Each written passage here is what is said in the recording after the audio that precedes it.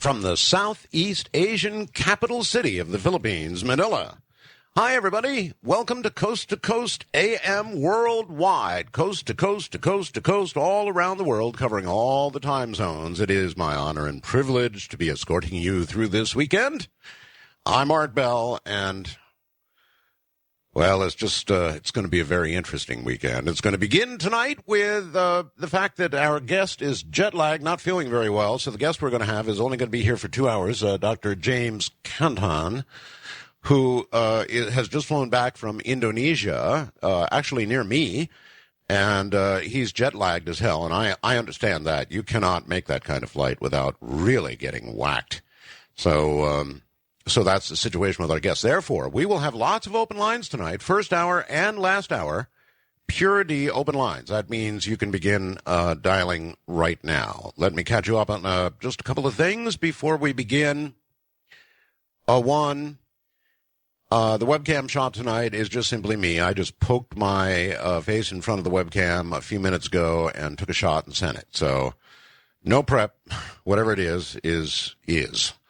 Now, my wife is currently watching there's a big fight going on between a Filipino fighter and a Mexican fighter, and I imagine some of you are probably getting it on HBO Live, and it is being telecast here live. It's a big event, so if you hear a scream from the other room, she's pretty much into fights, and so if you hear a scream, that'll be her, and she can't help herself, I guess. What's happened? Well, in the last week, I couldn't stand it anymore, and I went up to the roof of our condo building late at night, and I dangled some coax down toward my window. We're on the 19th floor of this building of 20 floors, and Irene, or Aaron, if you will, hooked it with an umbrella and brought it in. And then I went up and climbed a ladder, which is on top of the 200-foot mark, actually is a little area up above, and I put in a sneaky antenna that they really can't see. Well, they'll see it if they really go to a lot of trouble, but they can't see it. So I actually am on, for those hams out there, I'm on 20 meters right now. And I wish to note something totally bizarre, and I'm sure it can be explained to me by somebody who knows an awful lot more about the ionosphere than I guess I do. I thought I knew about propagation on shortwave, but now that I've been on the air here for about 3 or 4 days, and I've got to tell you, it's weird. 20 meters, or 14 megahertz, if you will, is in the United States, in North America, mainly at this part of the sunspot cycle, if anything at all, only a daytime band. It opens up during the day, and you hear whatever you're going to hear, and then at night it closes down, just like a bar closing early about when the sun goes down. Well, here in the Philippines, it is the exact opposite, and I simply don't understand the physics behind what's going on. So one of you brighter than I am people out there, explain this to me. I always thought of the ionosphere kind of like, loosely, a loose analogy would be like a cloud. And when the sun is ionizing the ionosphere during the day, this cloud gets thicker and therefore begins reflecting signals at 14 megahertz. Right? Sort of right? Well, here in the Philippines, I was shocked to find out the band is deader than a doornail during the day when the sun is ionizing, and within minutes of the sun going down, the exact opposite of North America, within minutes of the sun going down, the band begins to open here, and I begin to be able to talk to stations in, Indonesia, Vietnam, Cambodia, China, Africa, and they all tell me the same thing. Everybody that I'm able to talk to at these hours tells me the same thing, that their band also traditionally opens up at night. Now, that is so completely opposite of anything that I've ever been used to that I just don't understand the physics behind it. Now, it must have to do with Yeah, it must have to do with being closer to, we're fairly close to the equator here, so maybe that's it. I don't know. It is bizarre. Let me tell you, it's bizarre. I waited all day long, nada, nothing, and then the sun goes down, and I was ready to pack it in, and then the signals begin to come in, and I'm going, what? So anyway, there you have it. There I was, dangling a couple hundred feet above ground, putting up this antenna in a place that they're unlikely to see for at least a little while, so I'm having fun. Looking briefly at the world, always a little depressing. Lobbying world leaders, our president, President Bush, sought China's support Sunday for pressuring long defiant North Korea to prove that it's serious about dismantling its nuclear weapons program. China is a very important nation, and the United States believes strongly that by working together we can help solve problems such as North Korea and Iran. That's President Bush as he sat down for talks with the Chinese president. Like North Korea, Iran is also suspected of pursuing nuclear weapons. Speaking of that region of the world near Iran, Iraq, Iraqi and American forces fought Sunni insurgents in an hours-long street battle Saturday in the increasingly violent city of Bakwabwa as residents fled indoors under a rattle of automatic weapons fire and the blasts of rocket-propelled grenades. City police said at least 18 are dead, 19 wounded. Tom Cruise and Katie Holmes exchanged vows Saturday in a lavish, star-studded wedding celebration in a kind of a fairy tale setting, a glowing 15th century castle in this medieval lakeside town. Richard Gere, Jennifer Lopez, she was there, and Jim Carrey, among more than 150 relatives and friends at the union of Tomcat. That's what they call it, Tomcat, whose relationship has created a media firestorm since the superstar couple announced it a little more than a year and a half ago. What is it with stars marrying each other anyway? In the beginning, there were 8, a squad of 7 Marines and a Navy corpsman charged with kidnapping and murdering an Iraqi man. A crime described by prosecutors as especially brutal. They faced military trials. The death penalty is on the table, so you might want to watch that one. The Sudanese army and government-backed militias are committing acts of inexplicable terror against civilians, including children. In Darfur, the UN's top humanitarian official said Saturday the accusations by Jan England, UN Undersecretary General for Humanitarian Affairs, came as Sudanese officials indicated they might backtrack from a deal for a mixed UN and African peacekeeping force. One person killed, another critically injured in an incident involving a bus carrying Kansas State University fans to Saturday's football game at the University of Kansas. The one-vehicle accident happened around 11:30 in the morning, less than 2 miles from Memorial Stadium. Few details available by late afternoon, but police would not identify the dead and injured except to say both were male. Nintendo's quirky new video game console goes on sale Sunday. Just 2 days after the launch of the rival PlayStation 3 from Sony turned violent at some stores. The release of this new little goodie expected to be less dramatic, mainly because Nintendo has made sure that there's a good supply out there. Sony didn't muster as many, and so the world, as you've heard, went wild with representatives and other people extending influence or perhaps their assistants, it was said, extending influence to get one for Congress people and that sort of thing. So I guess PlayStation 3 is a big deal. In a moment, we'll look at some of the rest of the news. By the way, progress to report. I have gone from smoking, chain smoking, actually. I was a chain smoker, no doubt about it. And I've gone from chain smoking to about 4 cigarettes a day.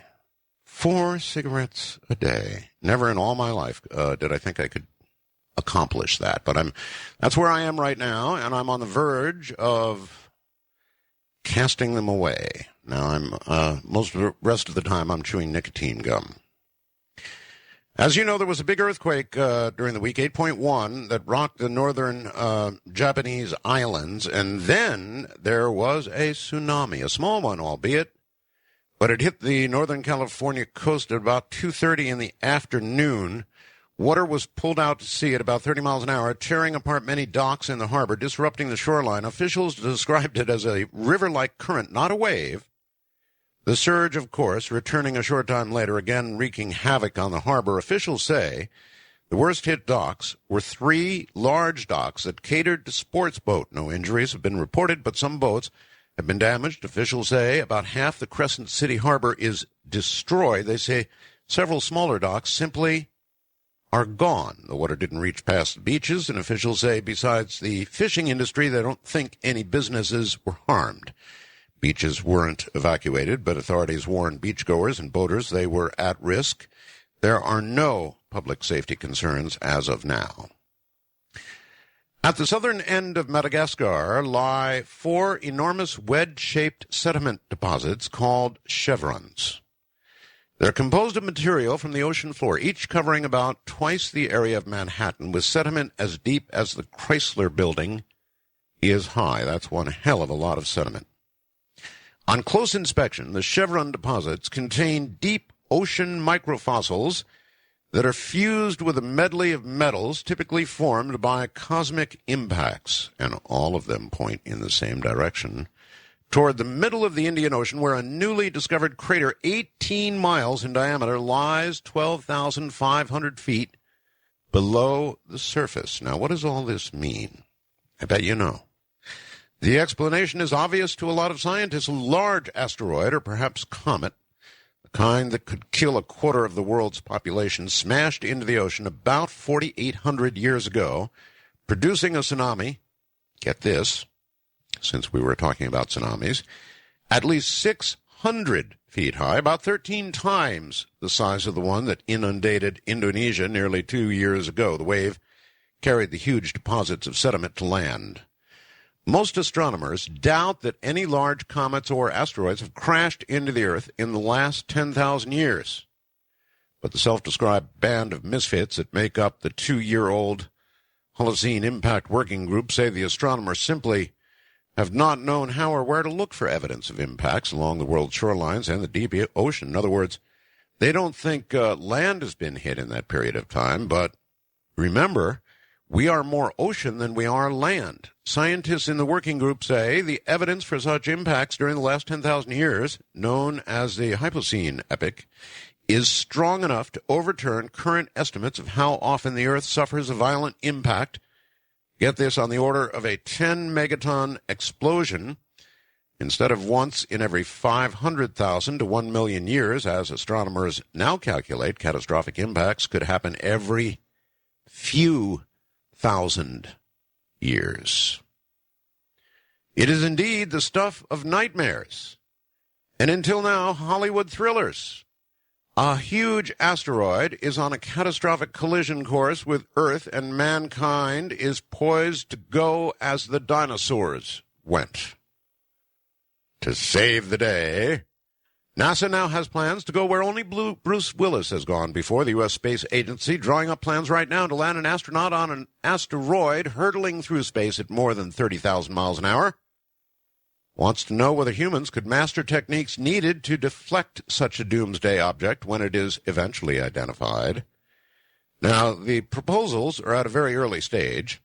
The spacecraft needed to send astronauts that far into space exists only on the drawing board, but they are deadly serious. A smallish asteroid called Apophis, I'm sure you've heard about that, right, has been identified as a possible threat to Earth in 2036. Chris McKay of the NASA Johnson Space Center in Houston told the website space.com that there's a lot of public resonance with the notion that NASA ought to be doing something about killer asteroids to be able to send serious equipment to an asteroid. Public wants us to have mastered the problem of dealing with asteroids, so being able to have astronauts go out there and sort of poke one with a stick would be scientifically valuable as well as demonstrate human capabilities. A 1 billion-ton asteroid, just 1 kilometer across, striking Earth at, say, 45 degrees of an angle, could create the equivalent of a 50,000 megaton thermonuclear explosion. Attempting to break it up with an atomic warhead might only generate thousands of smaller objects on a similar course, which could have time then to reform into one object. Scientists agree the best approach, given enough warning, would be to gently nudge the object into a safer orbit. A human mission to a near-Earth asteroid would be scientifically worthwhile, said McKay. There could be testing of various approaches. We don't know enough about asteroids right now to know the best strategy for mitigation. Matt Genge, a space researcher at Imperial College London, this is very interesting, has calculated that something with a mass, acceleration, and thrust of, say, a small car could push an asteroid weighing 1 billion tons out of the path of Earth in just 75 days. Now, that's worth going over again. They've calculated that something with the mass, acceleration, and thrust of a small car could actually push an asteroid weighing 1 billion tons out of its path headed toward Earth and our death in 75 days. That's an amazing. An asteroid expert at Glasgow University said the best approach would be to land a device to dig into the object. You could then place something on the surface to eject material that would push the asteroid in the other direction.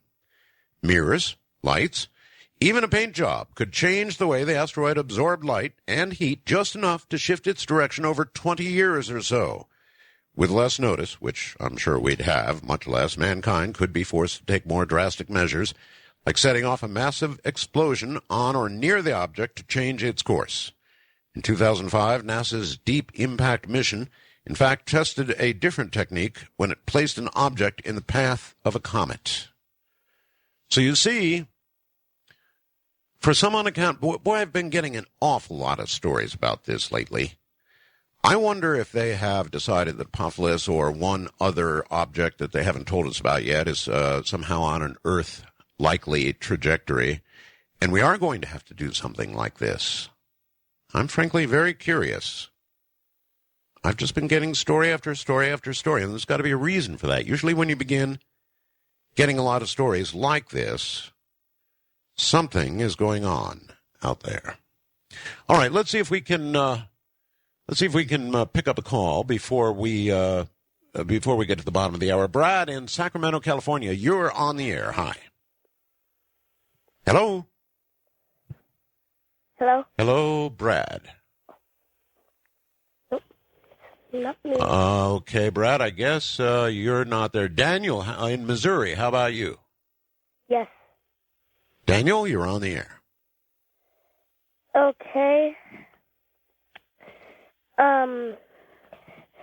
Well, I was at school and I was What grade? What grade of school are you in? Second grade. Second grade. Okay. I was just swinging at recess, and then I looked up, and then I saw sort of a UFO shape. I saw like a circle of different lights in the sky. You did. If you were at recess, then you must have been with many of your friends, right? Yeah. Did they also see it? No. They didn't. Didn't you say, look at that? No. Why? Were you shocked and you couldn't speak, or what? Well, sort of.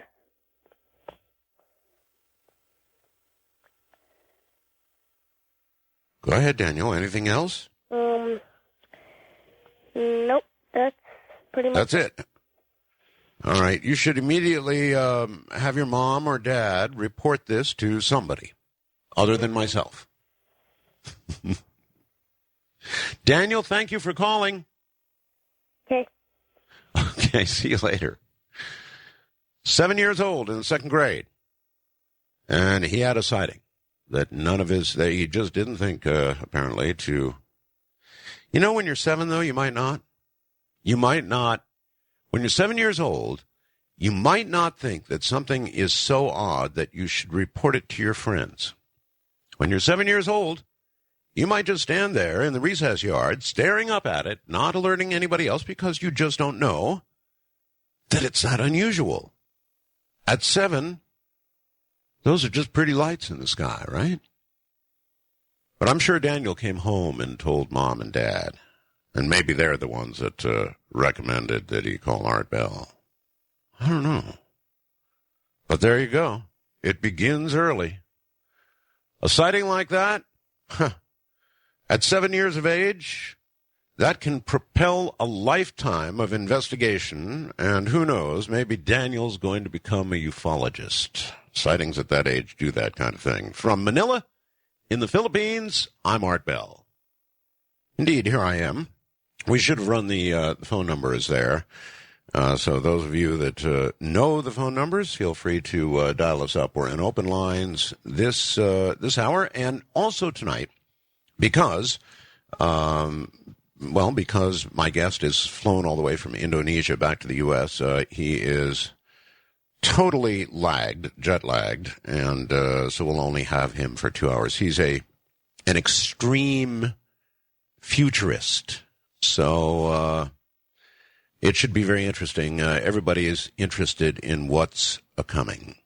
So those of you that know the numbers, please proceed, and I'll get you on the air. Any subject is fair game for open lines. We'll get right back to it.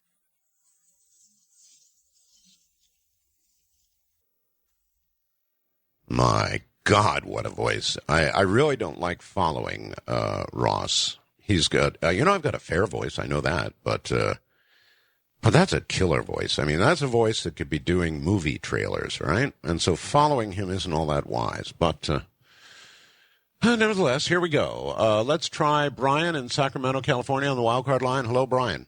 Hey, how you doing, Art? I am doing well. I have a question. I just finished up the book, a little bit behind, I guess, called Memoirs of a Psychic Spy by Joseph McMonigle, I think his name is. McMonigle, yes. Yeah, and I have kind of a question. I kind of really never had an opinion either way on it. But after reading this, I'm currently in the military.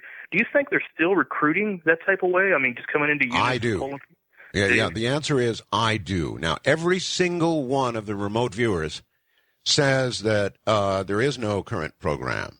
But I'm suspicious of that for a whole lot of reasons. One, it's only the current or the past remote viewers, the ones that we knew were remote viewers in the CIA program. They are the only ones who are saying we don't have a program now.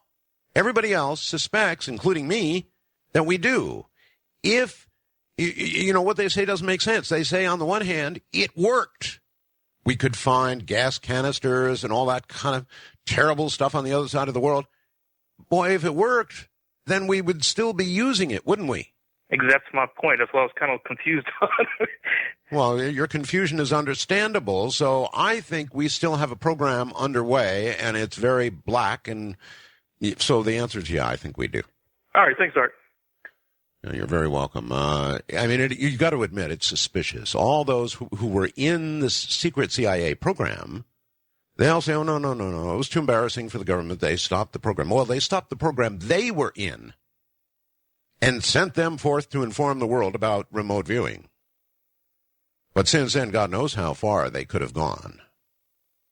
So I'm only rendering an opinion, but based on what they say, if it works, and they all agree it works, if we're not using it, then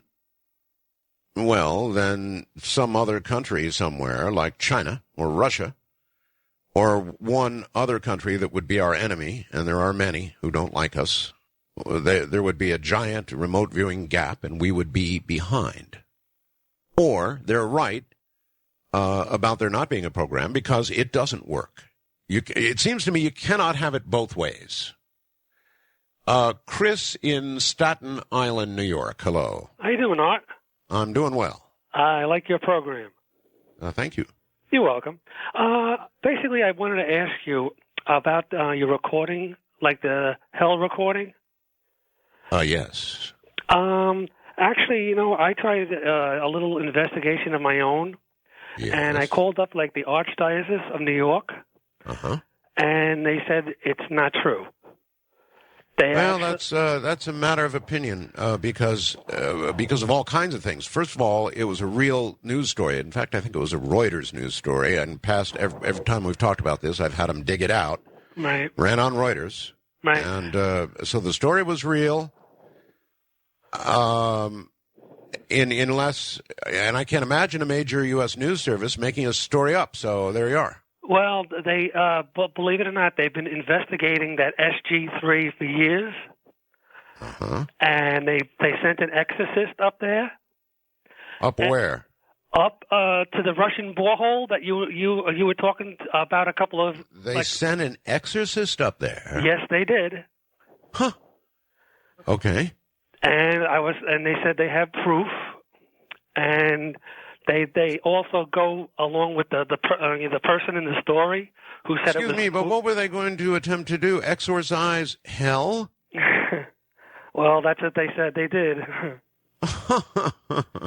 I mean, if it really was hell, that's quite an undertaking. That's not like getting rid of one's spirit. I mean, that's a whole cauldron, a boiling pit of sewage, as J.C. puts it. And they said they sent a priest up to the location also. Well, I find that a little suspicious. I know. Well, they said it was it's still under investigation, just in case anybody says anything more, basically, about it. And they have proof and all that stuff too. Okay. Well, I wonder what proof they have. In the case of myself, as you know, I have a recording sent to me many years ago by a source claiming that it was the real McCoy. And I don't know. I mean, most of the people that we have as guests on the program who talk about the other side one way or the other don't believe there even is a hell.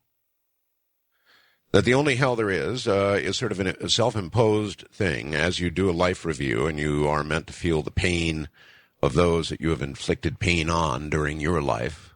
And that's as much of a hell as there really is, I'm told. So maybe it's not real, but no matter what, it sure is scary stuff, isn't it? West of the Rockies in California, Jacob, hi. Hey, Art. I remember last week you were talking to a scientist about time travel and parallel universes. What a hell of a show that was, yes. Yeah. Well, some caller or somebody emailed you a question about you might not be able to wreck your universe, but you could really mess up somebody else's. That's right. Yeah, well, I think I have a theory for an answer for that. Okay. Well, as you time travel to the other universe or whatever, and you go back and make your grandfather not have a kid, your father, and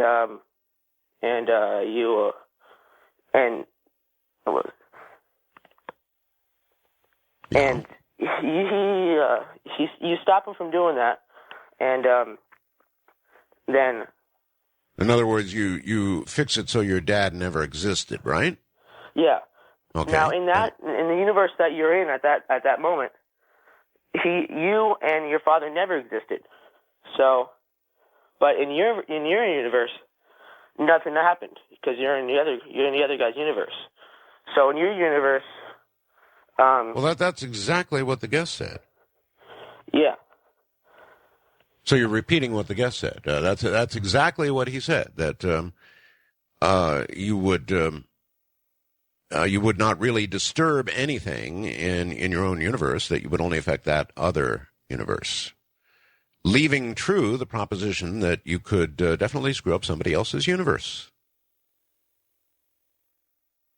It's not going to happen in our lifetimes, but I suspect within a few more lifetimes, we are going to prove or disprove and actually be able to communicate if it's true with other universes. And I suspect that it is true.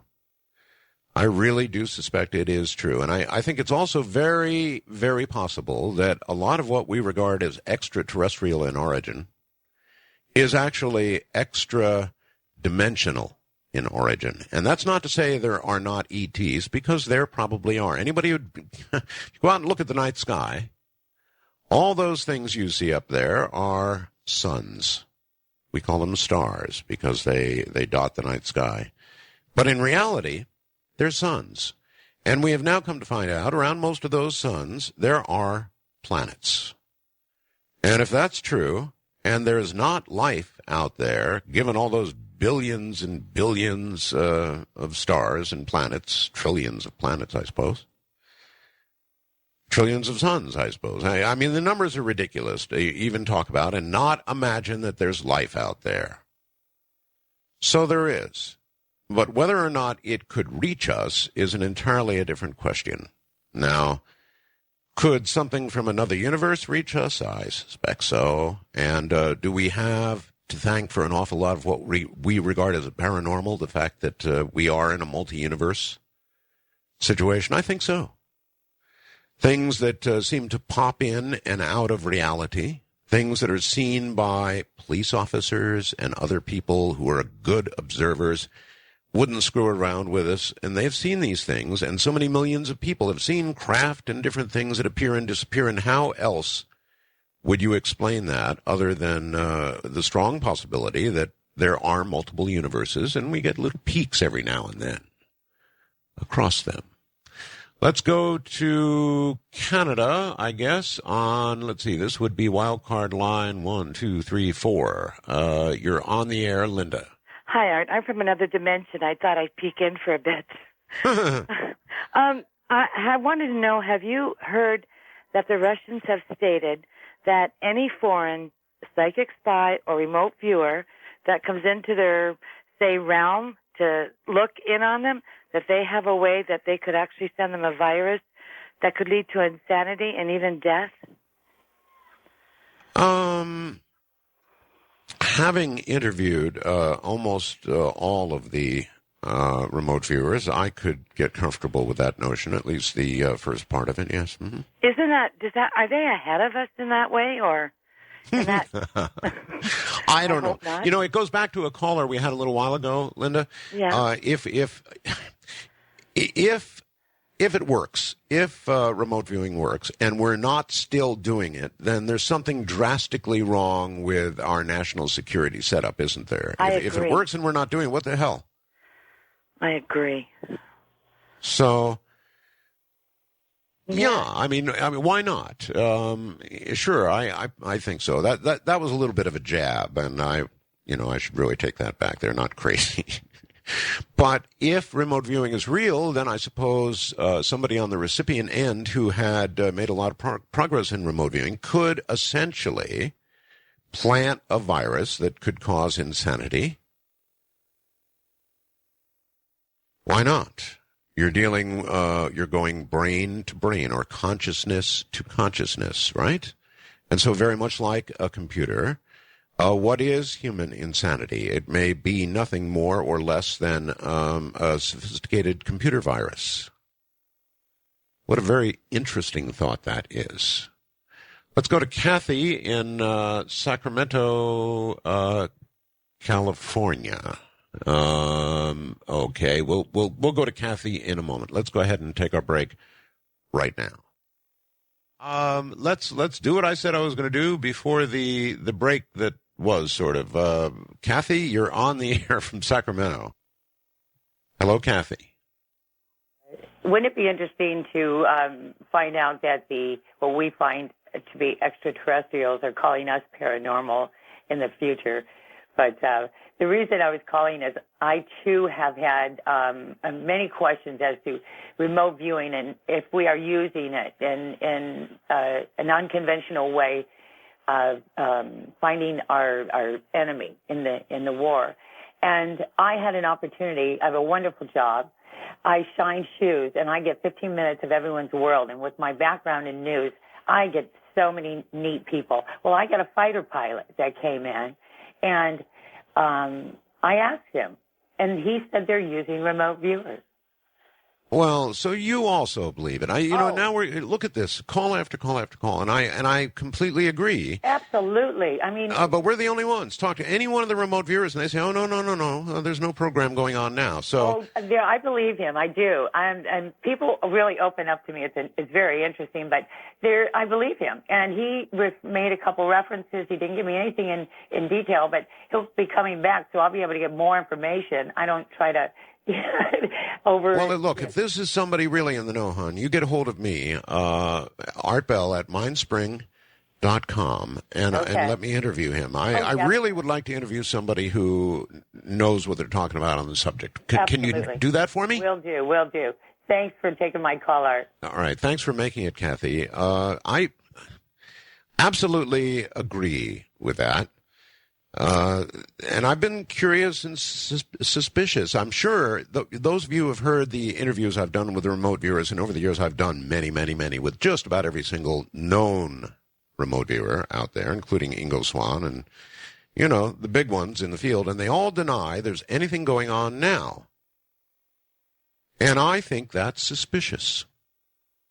I'm not calling them liars.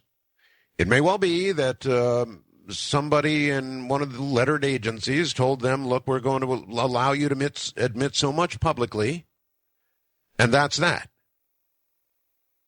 But you're going to have to deny adamantly that there's any ongoing program, that we're done with it.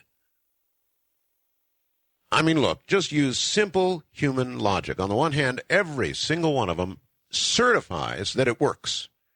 You can find gas canisters, nuclear weapons, bad people. You can do all of that, they say, and it works. But, oh, no, we're not doing it anymore. Now, how much sense does that make? Let's travel east, way east it would be. Linda in Georgia, hi. Hello, Mr. Bell. The reason I called, a while back you were mentioning this technology, for making humans visible. Well, it occurred to me. Invisible, yes. Huh? Invisible, yes. It occurred to me, if it could make humans invisible, could it be too far removed from having, ghosts visible? Ghosts, shadow people.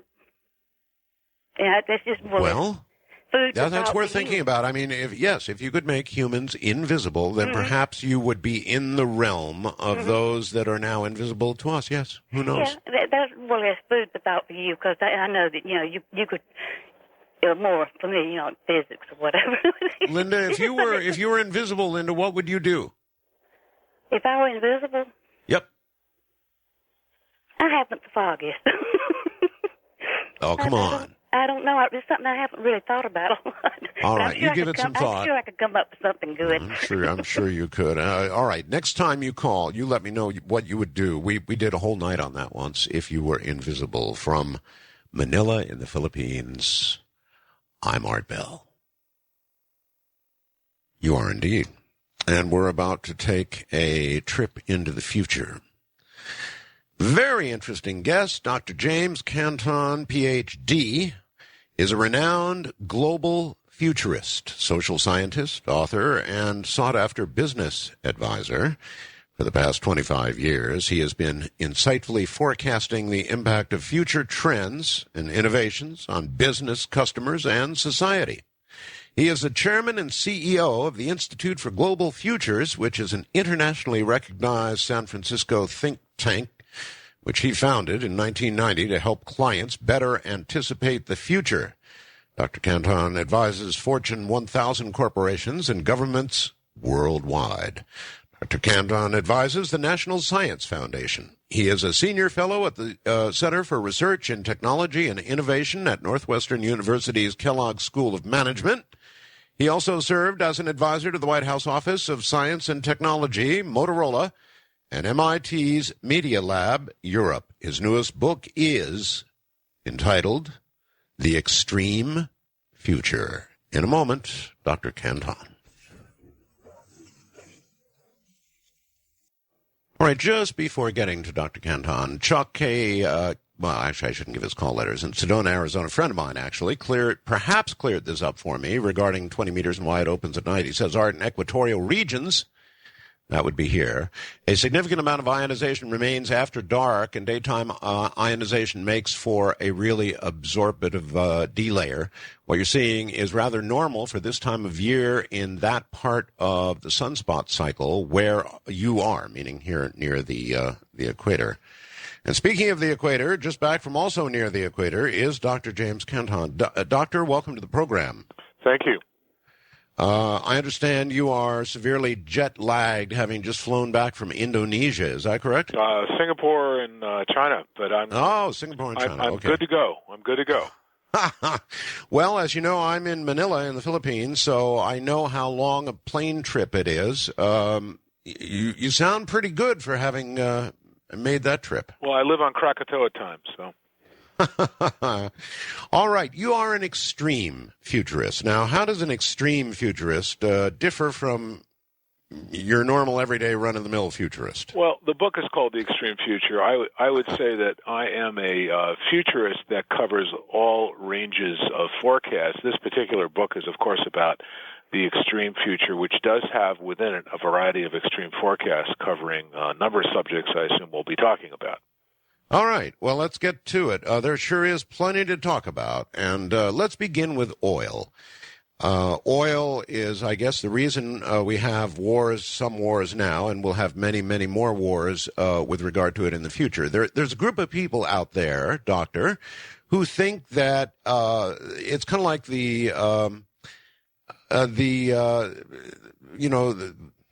it's never going to end, that the oil wells are filling back up and Mother Earth is replenishing the oil wells with oil, and therefore there is no such thing as peak oil, and we're not going to run out of oil. Do you want to dispense with that one now? Yes. At some point, we will run out of oil. The only question is, how long, and I have a forecast for that in my book I talk about.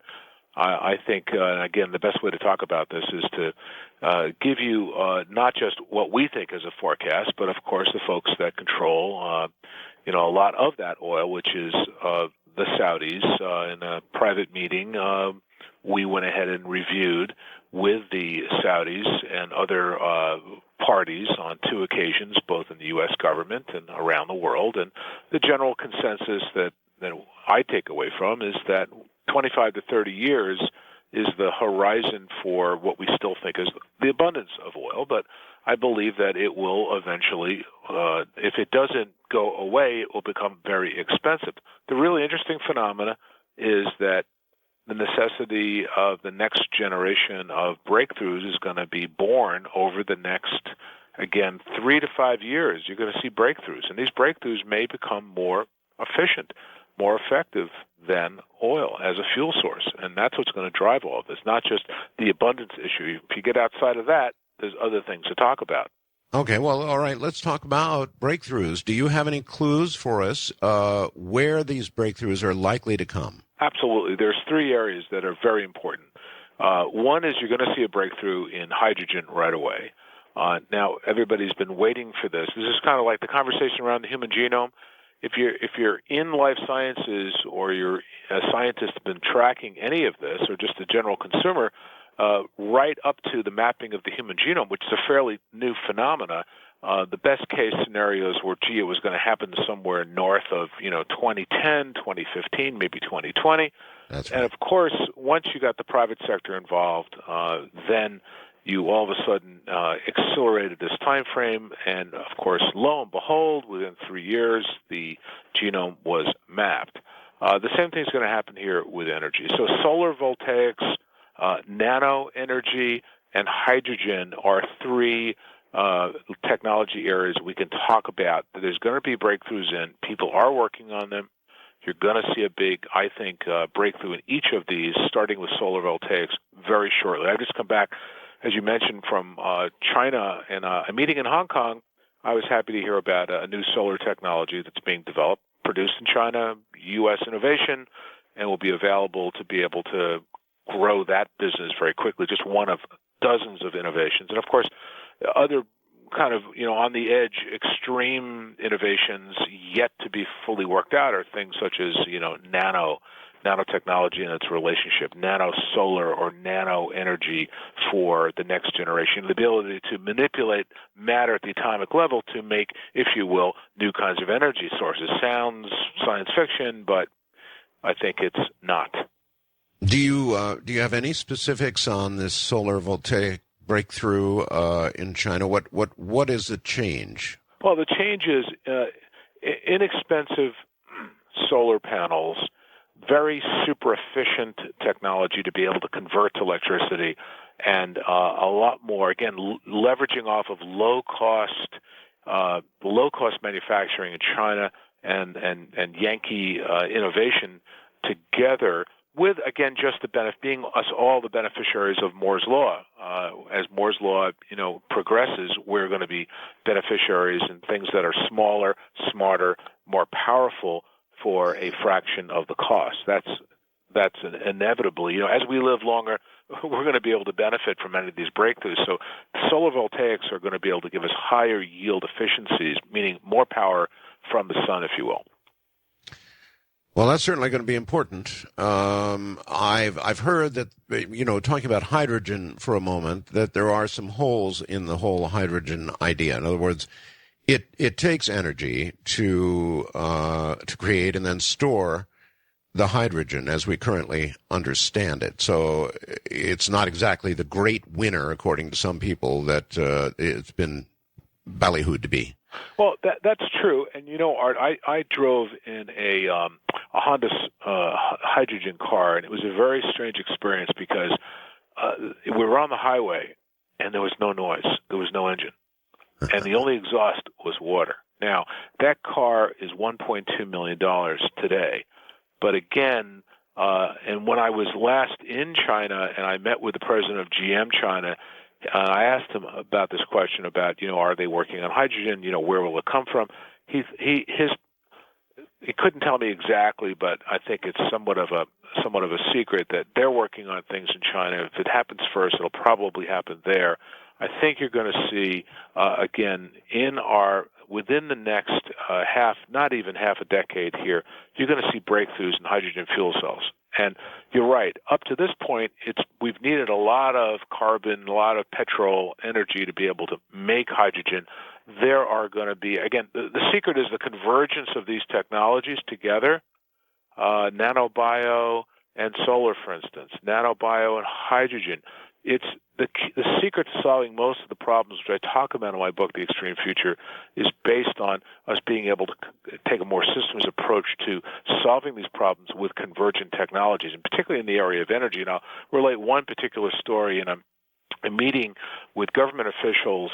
Secretary Abraham, before he left as Secretary of Energy, he made it very clear that the government knows at the highest levels that there's not enough energy in the ground or alternatives to be able to sustain GDP, that's growth, for the United States or any other countries unless we discover new sources. Now, that's both existing, oil, it's certainly nuclear, and it's absolutely new alternatives like hydrogen that are and have to be developed. Okay. Doctor, maybe you can explain this to me. I was in Hong Kong, a month and a half ago or so, 2 months ago, actually, to be specific.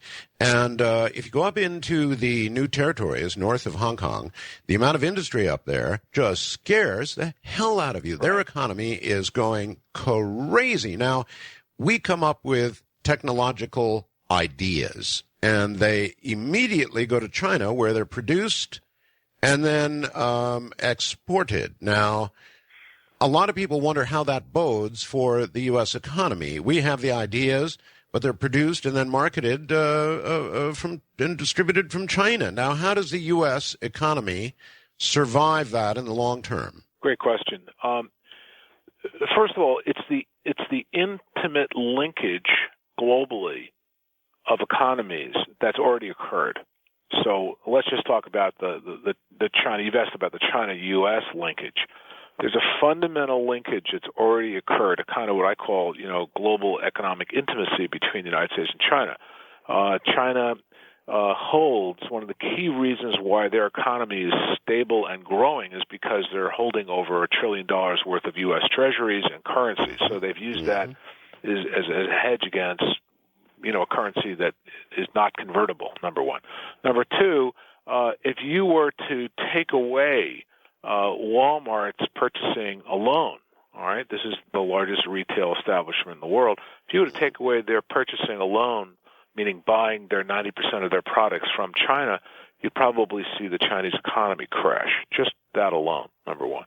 And the next really is that we benefit, and here's the bottom line. the U.S. economy actually has grown the manufacturing sector, but it's the higher end of the manufacturing sector. It's your higher innovation. In my chapter on the innovation economy, and I talk about this. If you're concerned about jobs disappearing here, I don't think you need to be. We can't fill over 1 million high-tech jobs today in the economy that go lacking. That will grow to be almost 10 million within a decade and change. So the issue is one, a very large growing global economy, and two, this intimacy between China and U.S. economies where we're linked in a fundamental way, and I think it's a productive thing. And three, it's the higher innovation industries in the U.S., more IP, nanobio, neuro, IT, of course, but it's the higher level innovation industries where manufacturing is not going to go away. So in other words, as the innovation bar gets raised higher and higher here in the United States, there will still be a robust manufacturing sector, but it will transform. So there's enough to go around for everybody. This is not it's not a scarcity of ideas or innovation that's going to drive the global economy.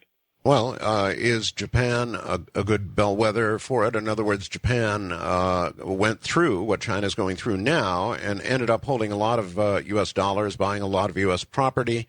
We all got really scared about Japan, and then the whole scare shifted to China. Now, the world didn't end because Japan produced a lot of goods that we bought, and you're saying the same thing is going to end up being true of China.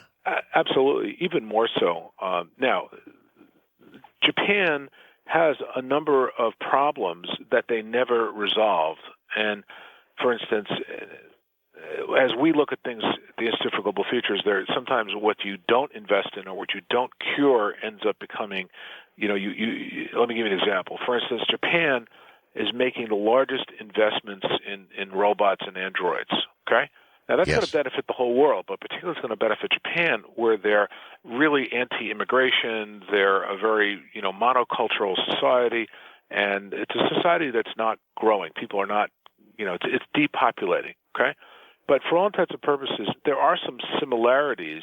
Americans have to kind of get over this Sino fear that they have about whether first you're right, it was Japan, and now it's China being kind of ending our world. I just think it's one, it's wrong thinking. It's limited mindsets, and two, I think that the Chinese have so many issues, so many problems to deal with that it's not like, you got to remember, our economy and their economy are growing very robustly. Their economy may be growing more, but this is still the largest economy in the world, the United States. Mm-hmm. And you feel that it will remain so, even though so much manufacturing is going on in China, and we're the consumers of the great majority of that. You think we'll still maintain our position? Again, there are danger signals that I report on in the book. We've done a number of studies which confirm some of the work that's been done, the National Science Foundation and other leading authorities, which would indicate, as we would agree, that unless the United States continues to kind of get over this anti-science phenomena and reinvest in advanced technology, reinvest in science, research and development, both at in academics, private sector support, and of course research and government.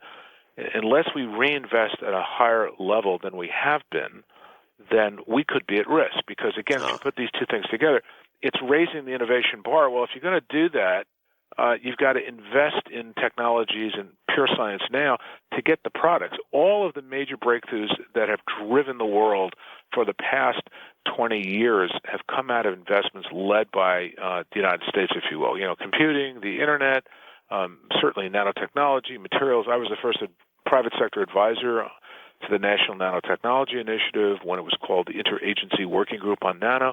Again, this has led to a very robust $10 billion marketplace, but also it's led to many countries investing in this. America must lead on innovation and continue to be on the leading edge. And I talk about that in my book. It's very critically important. If we don't renew that investment, Art, we're going to be in trouble. We're going to be in trouble in terms of jobs, the economy, quality of life. And I think that How soon? Will be difficult. How soon? Well, again, if we don't do it, I think that you're going to see within 3 to 5 years, and certainly within 10 years, you'll see quality of life will be hurt. You'll see economic competitiveness will be hurt. Already it's happening now. I mean, that's kind of one of the dirty little secrets about outsourcing. It's not just that, all of the major technology companies and now financial service companies are outsourcing jobs because, you can get an engineer for a fraction of the price or somebody to do your, particular research. It's because you can't find the talent here. You can't get them in. Remember, what's grown the U.S. economy has been immigration, and particularly smart immigrants who came here, studied here, and stayed here. If we don't have that flow, if we don't invest in education at the highest levels, we're building a future where our children and grandchildren will not be living the kind of prosperity that we enjoy today. Well, we're certainly not science-oriented right now. There's no question about it. And the U.S. educational system, if you look at it, has fallen quite considerably over the last many years compared, in world surveys. It's actually a little frightening. Somebody told me about it, and I said, no, you're full of it. The U.S. has always been number one. No, we're not. Well, that's true to a certain extent. There are other factors at play, and it's not as if you can't turn that around, okay? So, right. And we must turn it around, and it's one of the central theses of my book, and many other voices as well. I'm not the only futurist or person who's led this charge. It's now become, I think, on everybody's radar, and I think we can turn it around. There's something else about Americans, though, that we tend to be very entrepreneurial. We tend to be able to, embrace change and make changes fairly quickly.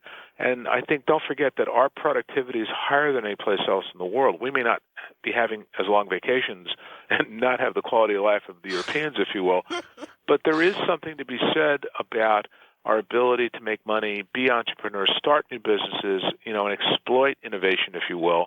I don't see that necessarily going away, but I do think that you're right, this fundamental science investment is a hedge against the future where it will be a lot more complex.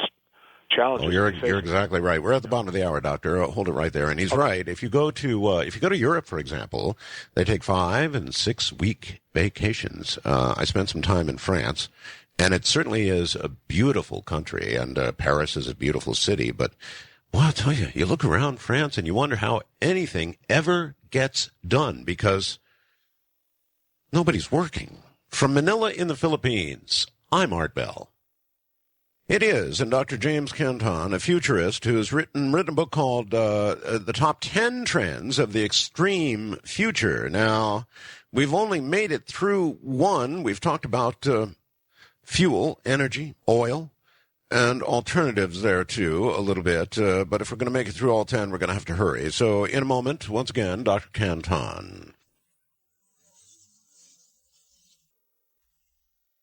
How long do you want to live? Over the years, I've interviewed a number of longevity medicine physicians, and it's been fascinating what they've had to say and offer us. Dr. Canton, what do you see in longevity medicine? It is a fascinating area. Well, this is an unprecedented time for longevity because this is the first time that we have the ability to be able to look into the mechanism of how life extends, begins, where disease begins. You realize up to this point in time, it's really been a crapshoot in terms of understanding what is the mechanism and being able to look into DNA and being able to understand your particular DNA and how it influences your health. Your forecast for your life. We're going to have these tools right now. Probably the biggest part of this revolution is the convergence of course, genomics with healthcare. You realize healthcare is pretty dumb today. You wait until you have a lump or you have a problem. You go to the doctor takes some tests. At the end of the day, it's a very imprecise practice. Having the capacity to be able to look into your genomic profile where we can then predict and prevent will make for an entirely revolution in life extension. And that's just not one problem. We have to wait for. Yeah, one problem, though. You said predict and then prevent. Well, there's going to be a big chasm there, and we're going to be able to, unfortunately, predict long before we can prevent. And so you're going to have a situation where they can look at your DNA, and they can essentially say, look, at 51 years old, you're going to get some sort of incurable cancer. Now, the day will come when we can cure that cancer, but that day is not today. So if an insurance company gets hold of that information, my God, the economy will go topsy-turvy because, well, obviously. Well, you already have started to see that happen, and you're absolutely right. We could screen all the women in the world and determine, where they stand in terms of two very prevalent breast cancers. We could do a test right now and determine, when you might have the beginnings of Alzheimer's. 1 out of 3 men over the ages of 70 are at risk for Alzheimer's. So you're absolutely right. There's going to be this gap between being able to know what the potential risks are, and then, of course, being able to cure them. But that's where we are. This is the Middle Ages. This is not the Renaissance that's coming in terms of healthcare. Now, the issue that you talked about in terms of medical privacy, this is a very big issue. In my chapter on the invisible war in the book, I go into these issues. And inevitably, you're going to end up with, given the degree of security that's on the planet today, somebody's going to have a look at your genomic history, and it will influence your privacy. That's right. And so here's a good question for you. How much of a gap are we talking about between when we can predict when these diseases are going to strike and when we're going to be able to cure them? How many years are we talking about here? Well, I believe within a decade that cancer will be an issue of disease management. I believe we will be able to manage cancer as a disease that will not kill people, will not destroy their lives and their families, but we'll be able to manage it with drugs, manage it with medical devices. The very fast emergence, again, this convergence of nanobio, IT, and cognitive science. These are the 4 key, what I call them, the 4 key innovation tools that will drive this transformation in healthcare and, of course, life extension. And I believe that, again, some of these, and this is just the ugly truth, we're going to have a lot more information than we're going to have cures. But there's new areas, translational medicine, systems biology, synthetic biology. There's big breakthroughs in using supercomputing to be able to better do predictive analysis. So I'm going to say within 3 to 5 years for certain kinds of treatments, particularly related to cancer, but then within 8 to 10 years, cancer will be a managed disease. People can live with it. That's very interesting. When you say a managed disease with respect to cancer, do you mean managed, for example, in the sense that AIDS is now That's correct. managed? That's correct, exactly. How do we afford it, Doctor? AIDS is managed all right, and I think on average you can expect to live 24 years after diagnosis or something like that as the latest, but my God.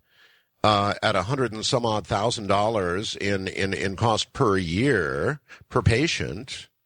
So if we manage cancer in the same way, who can afford it? Well, this is the other part of all of this. The other part of all of this is that the cost of who pays, who gets the medicines. And then, of course, the other flip side of this is who gets enhanced. We haven't gotten to that part of the life extension phenomena, which, of course, is the post-human and human enhancement and designed evolution. But let's save that in a moment and address this question because it's a legitimate one. I think you're going to have, particularly in democratic societies, you're going to have challenges where you're going to have to subsidize a certain amount of this care. And this is not something that individuals will be able to necessarily afford. And there's going to be huge social and ethical imbalances until we work this out. But this is an area where government is going to have to step up, and there's going to be much more opportunities for partnership between the private sector, certainly, and governments to enable and enhance. And let me put this together with the earlier trend we talked about in terms of shifts in the workforce and depopulation, right? Mm-hmm. We're going to need to, governments are going to need to enhance the well-being and health and the longevity of their citizens because, one, we are going to be, again, the two drags on growth, if you will, and security, and certainly productivity in the future are going to be people and energy. Okay? So, of course, how do you deal with energy? We talked about that, but how do you deal with people? Well, help enhance them, live them longer. Now, governments are just beginning to wake up to this now, and I'm doing my part to get them to wake up so they can enhance the health of their citizens. So they're going to pay more because it's going to be the interest to have people live longer, be productive members of society. Places like Japan, for instance, you could have 10 people left in Japan by 2050. God. I mean that metaphorically. People are not having babies there. They have no immigration there. They really have major challenges. There's a bounty if you're willing to get married, for instance, in Japan. You know, there's more people leaving Japan than coming, any place else. For instance, in Italy alone, there's more people on the dole, right? And there's more people in pensions than there are working in the workforce. They cannot exist in Italy and much of Europe without opening up the arms to immigration. Well, you're going to have to enhance people's longevity, or you're not going to have enough people. Yeah, that's absolutely right. All right, let's move on to enhancement. That's a fascinating word. When you say enhancement, human enhancement, you mean what? Well, there's different kinds of enhancement. So in the book, The Extreme Future, I break it down to a couple of areas. There's three different key phases. One phase is where we rejuvenate. We heal, we fix. You had a disease, or you're born blind, or you've got a problem with your hearing. We're going to fix that. You've got cancer. We're going to fix that, or we're going to prevent that cancer from ever happening by turning on or turning off genes. Okay, that's fixing. That's the first phase. The second phase is we're going to go ahead and enhance certain capabilities. It's augmentation. We're going to go ahead, for instance, and you'd like to, for instance, have you'd have to have total recall in terms of your memory, or you'd like to be able to maybe learn a language in an afternoon, or perhaps you'd like to go ahead and have super memories. Okay, so it's not just fixing; it's now enhancing cognition, enhancing maybe intelligence. Okay. How far are we from that kind of ability? Oh, we're there. We're already there. That's the whole. When you look underneath, really, you set aside, you open up the kimono of this whole steroids and sports phenomena. What you find is it's all about the future of human enhancement. When you start to look at what's happening in fertility clinics, how people can choose the sex, how they can start to choose certain attributes, it's all about human enhancement. What are hips?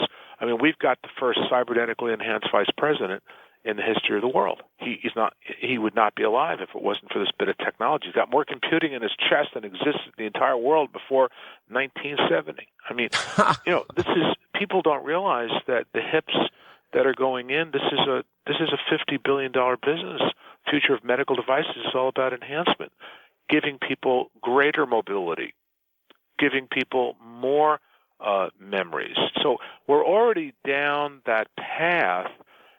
For instance, there's 10% to 15% of the folks that are on Prozac are on it to eliminate their anxiety so they can perform better or be more creative. Again, we're already there. The next generation of this is going to be, for instance, Viagra and Cialis are used as lifestyle enhancement drugs. Okay, I want to have more pleasure longer. This is the beginning of all of this, the psychopharmacology of pleasure. Okay. So at the end of the day, you're now talking about, and somebody will be working on the next generation of cogniceuticals. We did a report on the neurotech centers on the planet with a group NeuroNexus, Zach Lynch's group. And you know what? I got to tell you, Art, this is already happening. You combine the breakthroughs in stem cells and neuroscience. Are you going to go someplace for a smart pill treatment? Are you going to go someplace for a device that's going to give you total recall memory? It's going to give you super mobility? Again, that's a whole other issue between those that are enhanced and those that are not. While we're on the subject, Doctor, the United States is restricting, for frankly religious reasons, a lot of the baseline research that's going to lead to a lot of these things, and we're sort of crippling ourselves with laws that won't allow U.S. Physicians and scientists to experiment in a lot of these areas. You want to comment on that? Well, I think it's just wrong. I can't comment on it. I've been advising for administrations. I go back to advising, and I'm independent, but I can tell you it's a mistake. This country is and particularly in this administration, has gone ahead and become very anti-science. I think it's it's ill advice, and it's advice that's not helping the future of the economy and jobs and innovation. And quite frankly, all of our innovations born in the U.S., invested in the U.S., tax dollars at work, have led to prosperity throughout the world. So, and that, of course, helps with, dealing with terrorism and deals with, creating a more collaborative, global, connected world in terms of globalization. So, one, it's a mistake. Two, I think that this current change in leadership in Washington with the Democrats coming in are going to shake up that equation. And I can tell you, whether it's stem cells or the quantum technology or advanced technologies, that I believe that we have turned the corner on this, and it can only get better in terms of our investment. So I'm pleading with certainly listeners and policymakers that I talk to in government at the highest levels, and of course my corporate clients. We're all very concerned and working towards putting science back in on top of the priorities in terms of our agenda, because we've got a brain drain. That's the other part of it. I know. You know what's going on around the world. Our kids need to embrace science, and they need to be taught by the best scientists. The irony is, and I'm forecasting this, that unfortunately, until this is changed, and I'm hoping it will be changed shortly, you could have American kids that need to go offshore to places like, Singapore and China to get training from professors that were not able to exercise, if you will, their work in the United States. So this is just untenable. It's got to change, and it will change. All right. You have this on the category of weird science, but it's I guess it's the norm that we discuss on this radio program. Things like teleportation, multiverses, multiple universes, that sort of theoretical physics that we talk about so much on this program. How close? I mean, are you beginning to feel a little bit of pressure from that sort of fringe area? I hesitate to use that word, but I have to, of science. Is there going to be a breakthrough? Are we going to find another universe? Are we going to figure out how to transport not just a molecule, but perhaps much more from one place to another? That kind of really wild science. So, in this chapter, you're absolutely right. I don't view it as fringe. I view it as speculative. But let me say and forecast this. Yes, we can teleport photons today. We've done that in the past 2 years.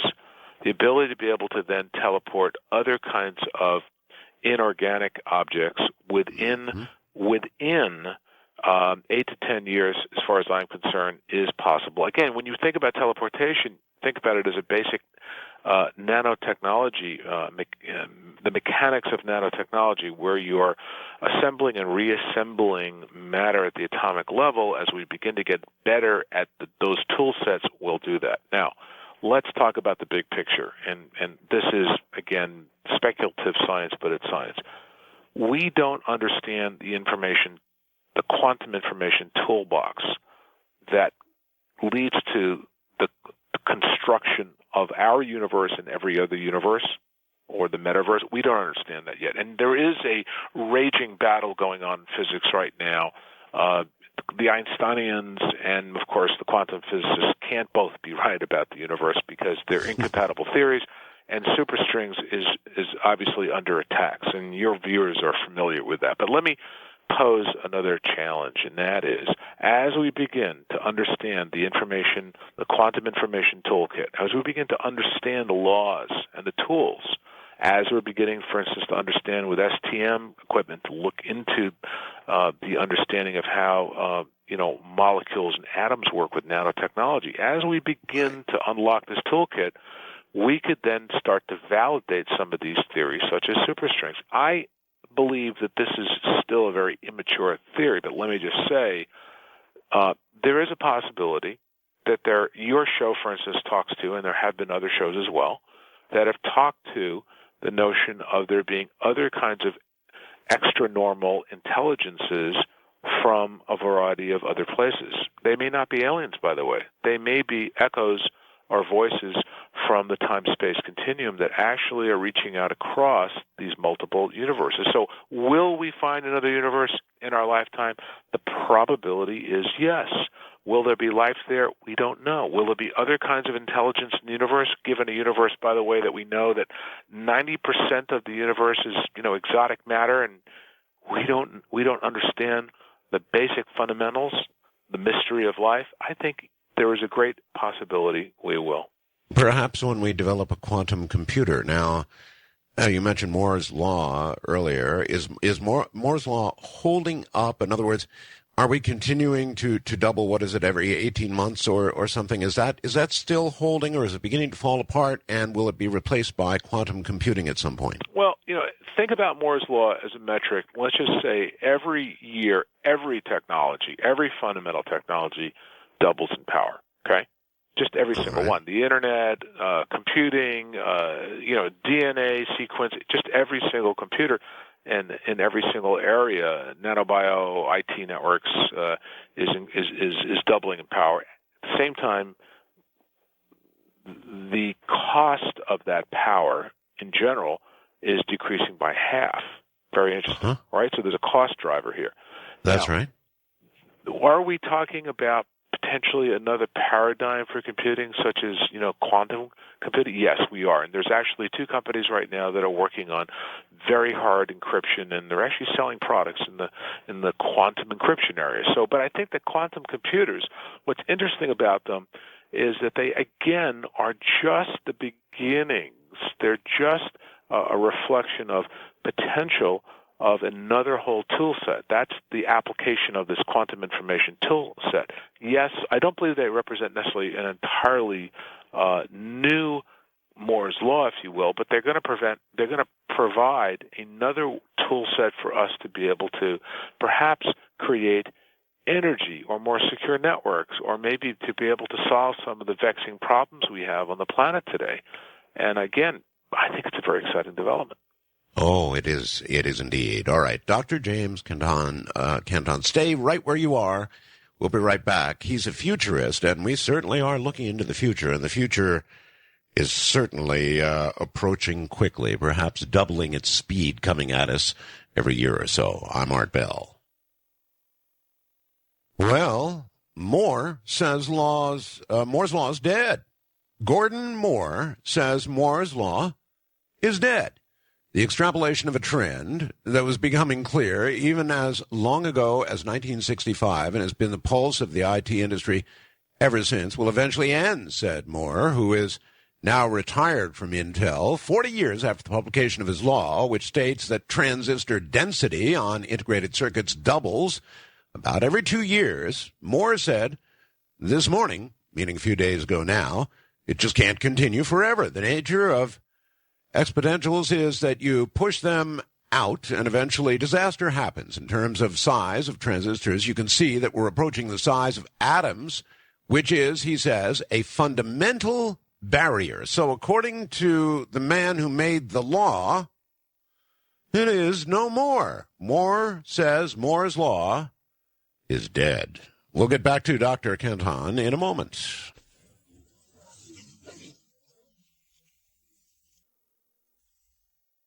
Fascinating. Dr. Canton, had you heard about the statement by Moore? Yes, I have, and I would say that there have been significant breakthroughs that have extended, if you will, Moore's Law. Breakthroughs that IBM and Fujitsu, a number of other companies have gone down the path. I want to just point out, not that I would challenge Moore to talk to the demise of his own law, but I think that it has already it's grown beyond that, if you will. I think there are technologies that he never conceptualized at the time, such as nanotechnology and quantum technology, that have already offered new opportunities to continue to, again, deal with this metric. This is the doubling of power. So he may have been talking about the particular semiconductor industry as such, but I think it's gone on and will continue to go on as a metaphor for the doubling, the exponential increase in power. Well, in fact, it may be a lot. If we jump, if we really jump to quantum, for example, it may be a lot more than a doubling. It may be something we can barely handle. Let's move on, just in the interest of time. Climate change. This is something I've been screeching about for years and years and years now, Doctor. Climate change. And now we're beginning to really see it happen. We're beginning to, I think, see most scientists agree now that global warming is a reality. It was a great controversy just a few years ago. Now most agree it's really happening. I mean, you need only look at the North Pole, which is ready to be navigated by ships because so much of the ice is melting. But that's the only beginning of the changes that the whole world is going to face. How do you see it? Well, I think that climate change is now accepted as the inevitable. What's not, of course, pleasant to embrace is that there's a certain portion of climate change that is irreversible. It's not like we all get to stop using, oil tomorrow and we start to turn the lights out and that we can stop climate change. There is a certain amount of climate change that is irreversible, and it's going to have permanent changes, and it's not well understood. We're forecasting, for instance, an increase in different parts of the world, particularly parts of Asia. You're going to start to see increase in tides, increase in tidal areas, particularly on the coast. Now, there's a couple of these trends that we look at together that, if you will, create the perfect storm. One is that you've got a large migration of a couple of billion people on the planet that are moving to cities. China alone, you have 1 million people moving to cities. Now, most of these cities, this is a day, 1 million people moving a day. Most of these cities that 2.5 to 3 billion people are moving to are on the coasts.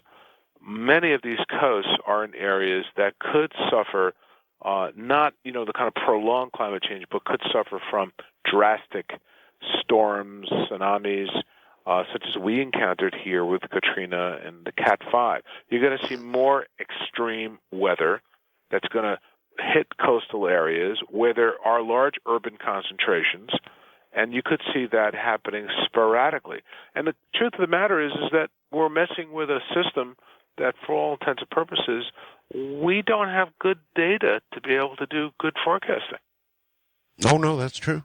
That's absolutely true. And while the East Coast sort of relaxed this year because they didn't get Katrina again, here in the Pacific, we've had some incredible typhoons, just monstrous typhoons. So the world works in strange ways. Everybody sighs a big sigh of relief back on the East Coast of the United States. But it's still continuing, and here in the Pacific, it's been one rough year. Well, let me tell you. There is a global warming, and that warming, we know there's a certain portion of that is naturally occurring. We know a certain portion of that is occurring due to our use of fossil fuels. Now, what we don't know is where the next disaster may occur and how much of it is. Again, you want to think about this as a convergence of natural forces and unnatural or man-made forces. I do think climate change, I was just, again, on the East Coast of the United States and Southwest United States, we've looked at some major studies there where you're looking about 10 degrees warmer, and that's going to have a huge impact on real estate, impact on when summer begins, and if there ever is going to be a winter again. This is going to happen in our lifetime. It's going to happen over the next, you're going to see within 5 to 8 years, a lot more drastic changes. It's happening now. That's right now. There's no question about it. For example, driven by climate change, weather disasters could cost as much as $1 trillion in a single year by 2040. This comes from the UN's Conference on Global Warming. So they're saying they don't know what it is, but they think that the combined disasters we're going to have by 2040 are going to cost $1 trillion. $1 trillion in 1 year. again, I don't think that. Again, I would challenge that data. Part of this is we're getting better at more accurately, putting metrics to what disasters cost us. So, in all fairness, I think the UN tends to be a bit alarmist, but their heart's in the right place. Again, that data, we've been in the insurance industry, has been looking at this for a long time. So let's say it's not $1 trillion, let's say it's it's $500 billion, right? The point is that the climate change is here, it's a reality. 2, it should influence our decisions about new energy sources and how we expend carbon. And we should start to conserve more and move towards alternatives as fast as possible. So all of this is just another wake-up call. The world is changing, and there are increased risks. I read another story last week that said that within the next X number of years, like 50 years or something like that, there'll be no more fish in the ocean. Well, again, we've overfished. Overfishing of fishery areas in the world has led to moratoriums on things like Chilean sea bass and salmon, of course, in the U.S. This is only going to continue. Now, again, the reaction to that is better aquaculture. The reaction to that is conservation, if you will. This is not a phenomena that is unusual in the world. There was a time when people heated their homes with whale oil, and then all of a sudden there were no whales. What happened? Well, there was new inventions, new innovations, and people had other sources to heat their homes, and then it led to electricity. So, again, you have to kind of look at this in a larger context and say, well, will there be reactions to this in terms of there being 9 billion people on the planet? What's the carrying capacity of the planet to be able to feed, to be able to have access to fish or agriculture? There are going to be clear challenges, and we could be looking at areas that, if they're not protected, they could disappear. Yes, that's going to happen. Doctor, you mentioned what is the carrying capacity of Earth. That's a really interesting question. If you project technology and you project population, are people going to keep eating? Or if present trends continue, when do a lot of people stop eating? Well, let's put it in a larger perspective. The carrying nobody knows for sure what the metrics of the carrying capacity is fully, but I can tell you this: there's going to be close to, certainly there'll be 8 billion people. There'll be a increase. We know the UN says somewhere between 8 billion and 9 billion. Okay. Will we have let me put it this way: we will not be able to feed the planet without using advanced innovation. So all day long, people can say, well, we don't want GM foods, we don't want this, we don't want that.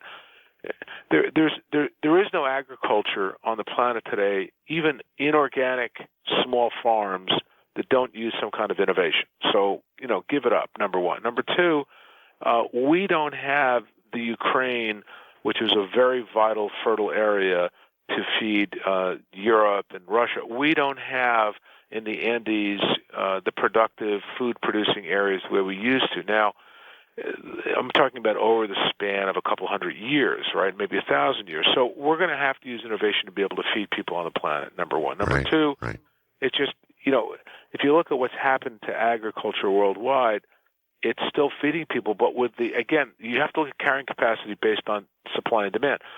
Is there going to be 80% more demand for food, stuffs such as, meat, grains, soybeans from China alone over the next 25, 30 years? Yes, it's going to be huge demand. Now, we've done analysis of this, and again, this demand is going to not be met unless we use advanced innovation. This is not just about, planting every place you can in the United States. This is about a very fundamental shift in the carrying capacity, greater population, greater food demands, and they're eating more of our lifestyle, which is not necessarily good in terms of longevity we talked about earlier. Well, part of meeting that demand is going to mean understanding this warming planet and where we do our agriculture, because it is changing so quickly that where this agriculture that's going to feed this immense number of people is going to come from is going to have to change, isn't it?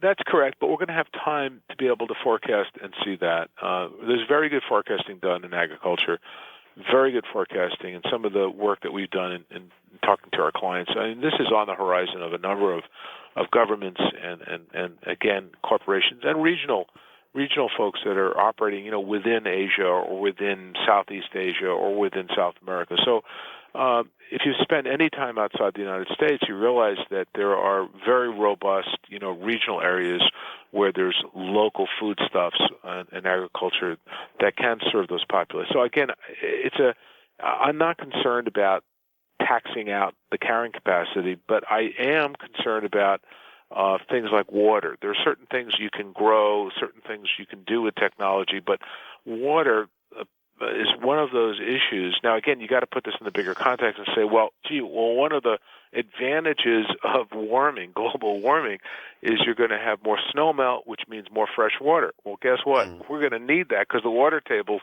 are low and they're getting polluted. So in a funny kind of way, the people in Greenland, for instance, are happy to have climate change and global warming because they have more green land to actually put out their pasture to for their animals and to plant on.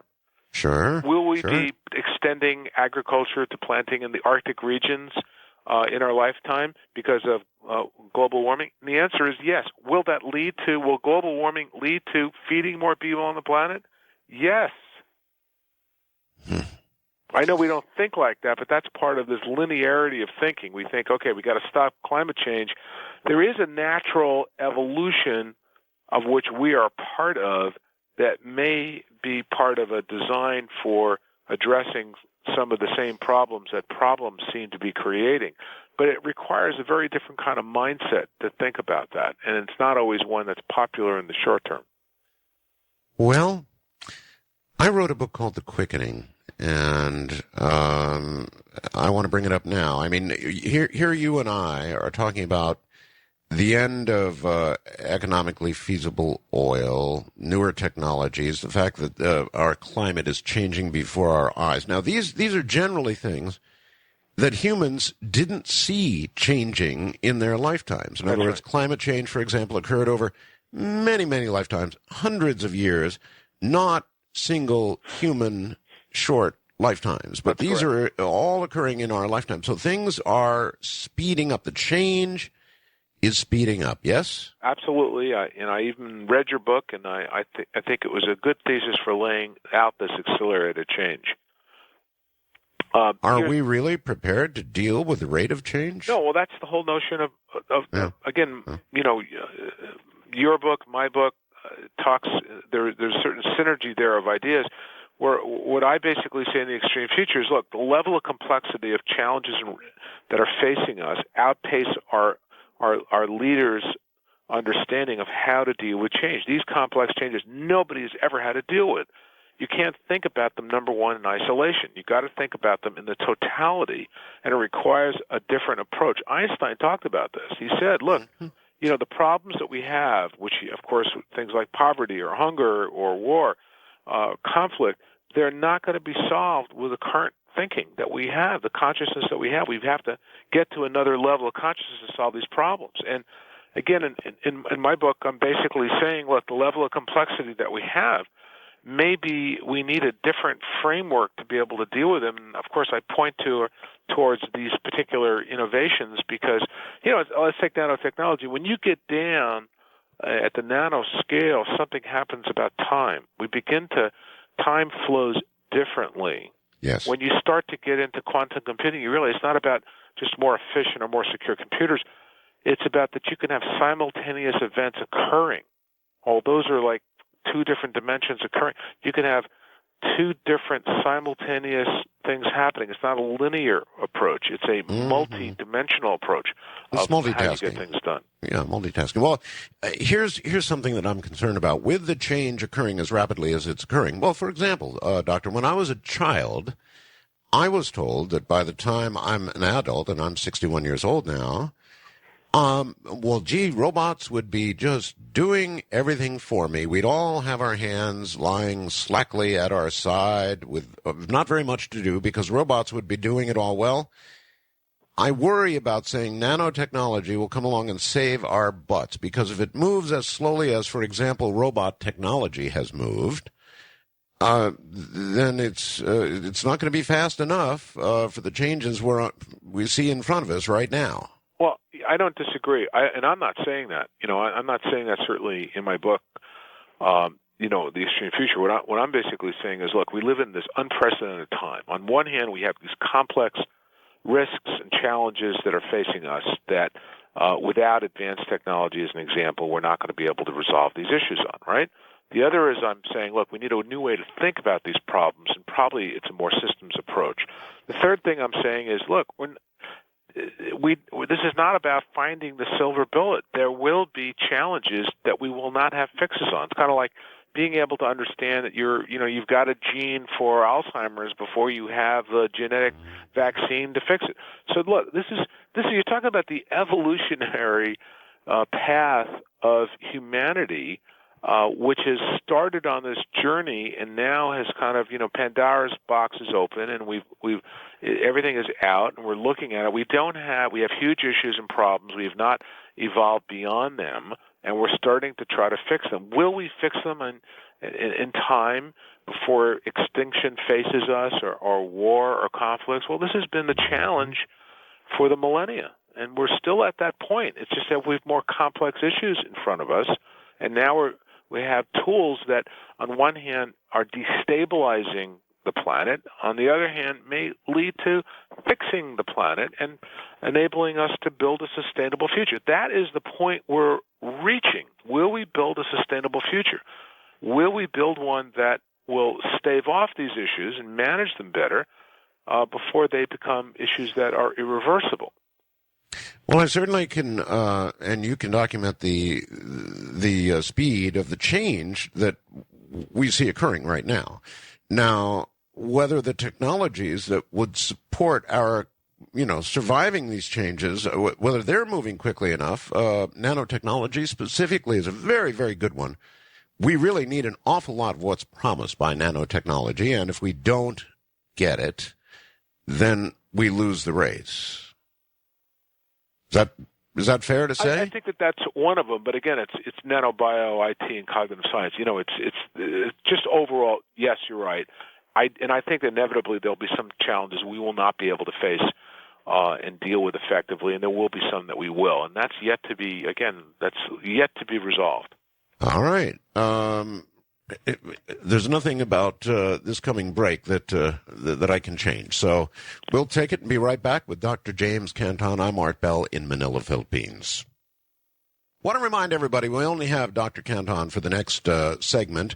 He's kind of jet lagged, just back from China, and let me tell you, I know it's a very, very long trip. In a moment, we'll ask him about top threats to our freedom, in fact, our very lives as we move into the future. Then at the top of the hour, we'll let all of you talk about anything you want. We'll go into open line. So hang in there for that. I'm Art Bell. This is Coast to Coast AM. Once again, Dr. James Canton. And Dr. Canton has a book that you might want to read if you're interested in the future. It is called The Extreme Future, and I assume it's available at Amazon.com and all the usual places. Doctor? Yes, that's true. Your bookstores and certainly Amazon, Barnes & Noble, etc. How long has it been out? It just came out a couple of weeks ago. Couple of weeks ago. Yeah. Okay. Yeah, brand new, fresh. Okay. We have plenty of threats to our freedom and to our very lives in this day and age. I wonder what, as we go into the future, you consider to be the really big ones. Are they more buildings coming down with people pointing airliners at them, or what do we have to look forward to? Well, clearly, security is one of the key threats that faces us in the near future. Certainly, the future of 2 seconds from now, 2 years from now. The battle for the future is the key challenge that we face, whether we like it or not. For all intents and purposes, there is an organized cabal of people around the world, both with a religious bent, a criminal bent, a for-profit bent, and that somewhat organized, some unorganized network of rogues has your wealth, your bank account, your life, and your lifestyle in their sights. And I think that we live in a world where that means potentially threats like, pandemics. It means bioterrorism.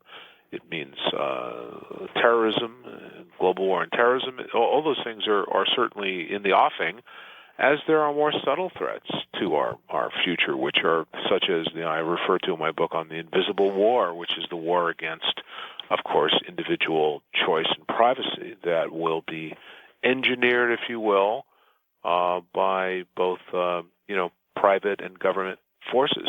So the individual is at risk. That's the bottom line. The question, of course, is whether it's fairly benign, or it is identity theft, or it will rob you of your very life, let alone your freedom. Well, there you are. And the big question is, of course, can we fight this war on identity theft, on terrorism, on all of these other security issues without giving up these very basic freedoms that are outlined in our Constitution and Bill of Rights to fight them? I mean, to fight them, we're going to have to give up so much of what we cherish, and so it's kind of like we lose either way.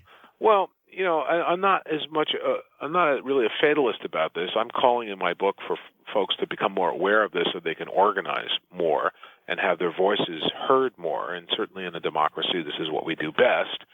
The squeaky tool gets the oil. I think that what we need to do is, one, become aware of what all these threats are, and there are a number of them, and then two, to decide which of those that we can deal with locally, and you can do a lot locally in terms of supporting, first responders or simple things in terms of disaster recovery. Are you ready wherever you are living in your community to do that? A lot of people just don't want to get involved. They just, they want to be thinking that all these things are going to be taken care of for them, and at the end of the day, they're not. That's number one. Number two, I think that there are inevitably, I'm forecasting that people will be trading their certain rights, such as privacy, for more security. Now, I think a certain amount of this is inevitable, and then a certain amount of this is dangerous. Where we go to change the Constitution to give government more power over individuals, we should fight back about. When we go to give corporations rights to invade our privacy and have access to our data to make decisions about us by having private health information, the way we talked about earlier, in terms of this fast-moving genomic onslaught of personalized information, we should push back on that. But there's a lot of things like identity theft that are kind of exploding out of control that people seem not able to make much impact on. And I fear there will be more of these kinds of threats coming that, again, you can't stick your head in the sand. You've got to become aware of.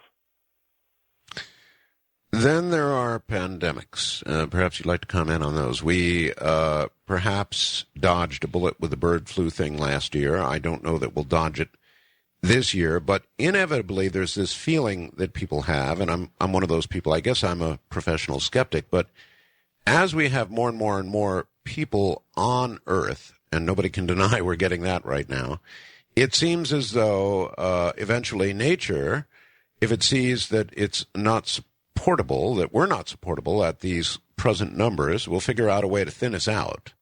Well, it's interesting. When you may be right, and again, this goes to, there's been some very interesting theories, Gaia's theory, Lovelock's theory about Gaia, and all of that. This goes to the notion of carrying capacity too. But when you look globally, as I do as a futurist, you look at the planet, right? Like, you look at the current state. We've got about, 15, 20 micro-wars going on. There are a variety of regionalized pandemics. Certainly HIV is a pandemic, okay? Mm-hmm. Sure. You've got other pandemics. SARS, you're right. We narrowly missed SARS getting out of control, bird flu, okay? And that's not gone away, all right? But at the same time, are there other things that will emerge that will impact our immune system? Well, I know, it's not often thought about this, but is cancer and cardiovascular disease pandemics? Yeah, well, they kill more people than any other diseases. And as people live longer, they're more at risk for cardiovascular disease and cancers. Do we understand how to deal with these right now? No. But is it possible that there are new diseases, and I forecast in my book, I have 4 or 5 new diseases that may emerge as pandemics. I think the likelihood is that just with interestingly, more collaboration, more people moving around the planet, more, in this post-industrial world that we're creating, more mobility, if you will, and more migration. I mean, look at you. You just made it back from China in, 14, 15 hours? Something like that? And, at the end of the day, the likelihood of all of this mobility movement, greater numbers, are going to lead to our ability to be able to, on one hand, have greater commerce, greater trade, globalization. But yes, it may certainly lead to pandemics. I mean, if you end up with, let's say you're in Africa where there's a lot of very dangerous diseases for a variety of reasons. Ebola, there's dysentery, there's malaria, there's encephalitis, there's a lot of serious diseases. Some of them are very highly communicable.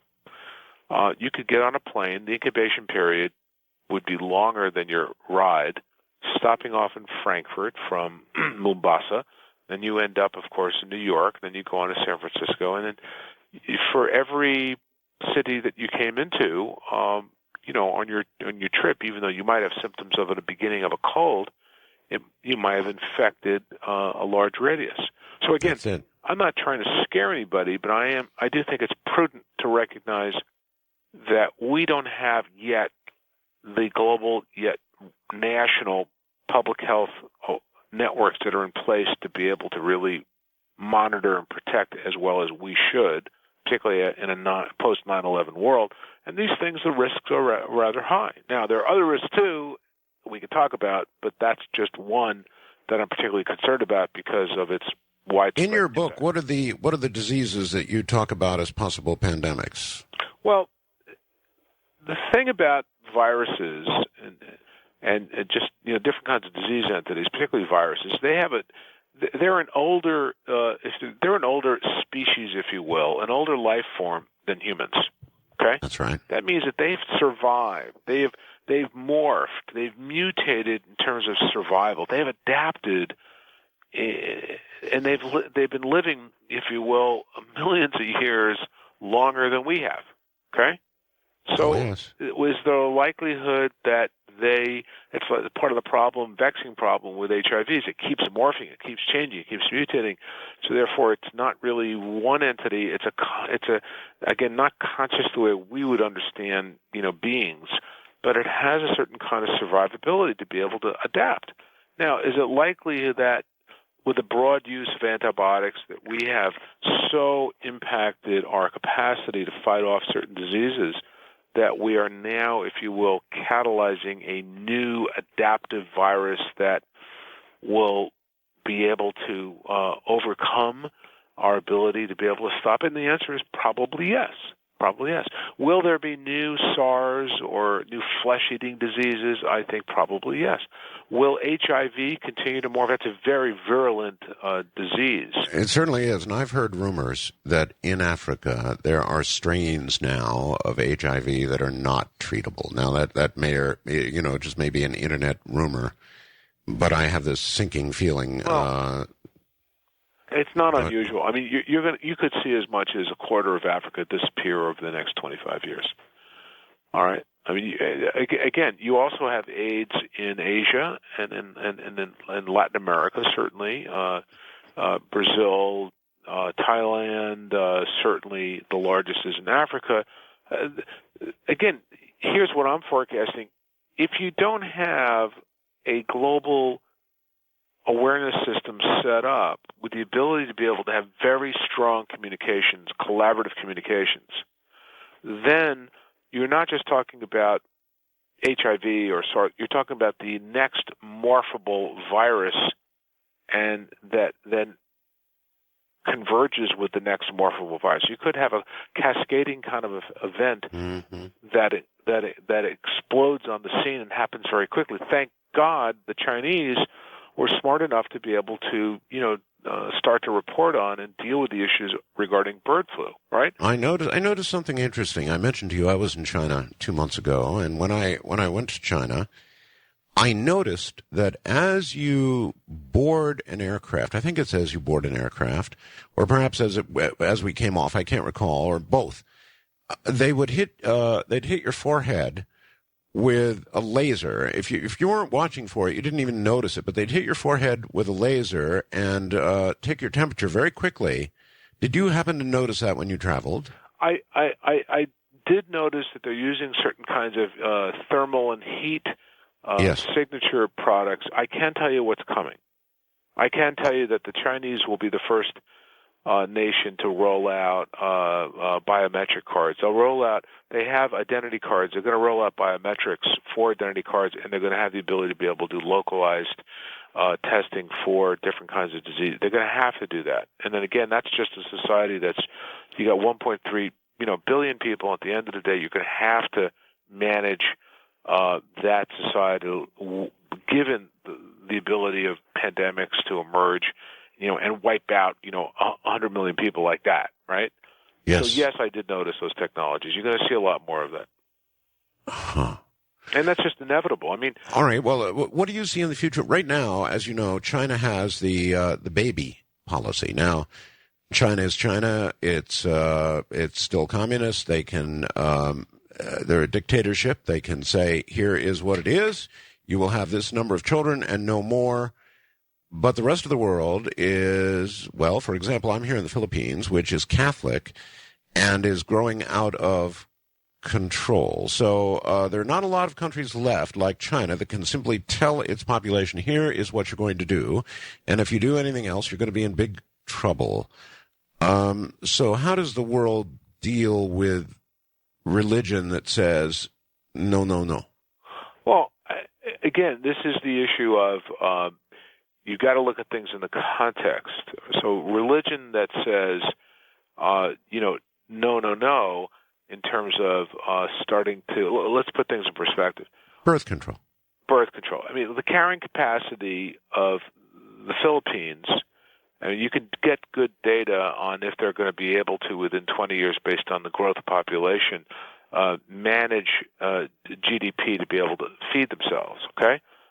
You can get good data on that. I can tell you in China, and I've talked to the Chinese leadership, they recognize that they have even though they've got a one-baby rule, that people are not, one, always following that, two, that they're more concerned about making people prosperous than they are about the population issue. But at any given point in time, they've got 70,000. Well, they had 70,000 protests last year alone. Okay, they have 30 separate languages. I mean, you're talking about a very complex society that requires. It'd be absurd to think that Beijing is the Central Committee is controlling everything that goes on in China. Number one. Number two. That's true. The ability to be able to try to deal with creating prosperity is their way of kind of saying, look, if we can grow the prosperity of this economy, it's growing at 12 to 14% on a GDP. If they can grow that prosperity, they got a better chance of managing healthcare, which is what this is about, right? And keeping people mobile and keeping people in jobs. Their biggest concerns are actually keeping that prosperity moving so people have jobs and have an enhanced quality of life. Well, I certainly agree with that, but it does come back to carrying capacity. That's and right. Carrying capacity is related to how governments lay down a law in terms of how many children we can have. And,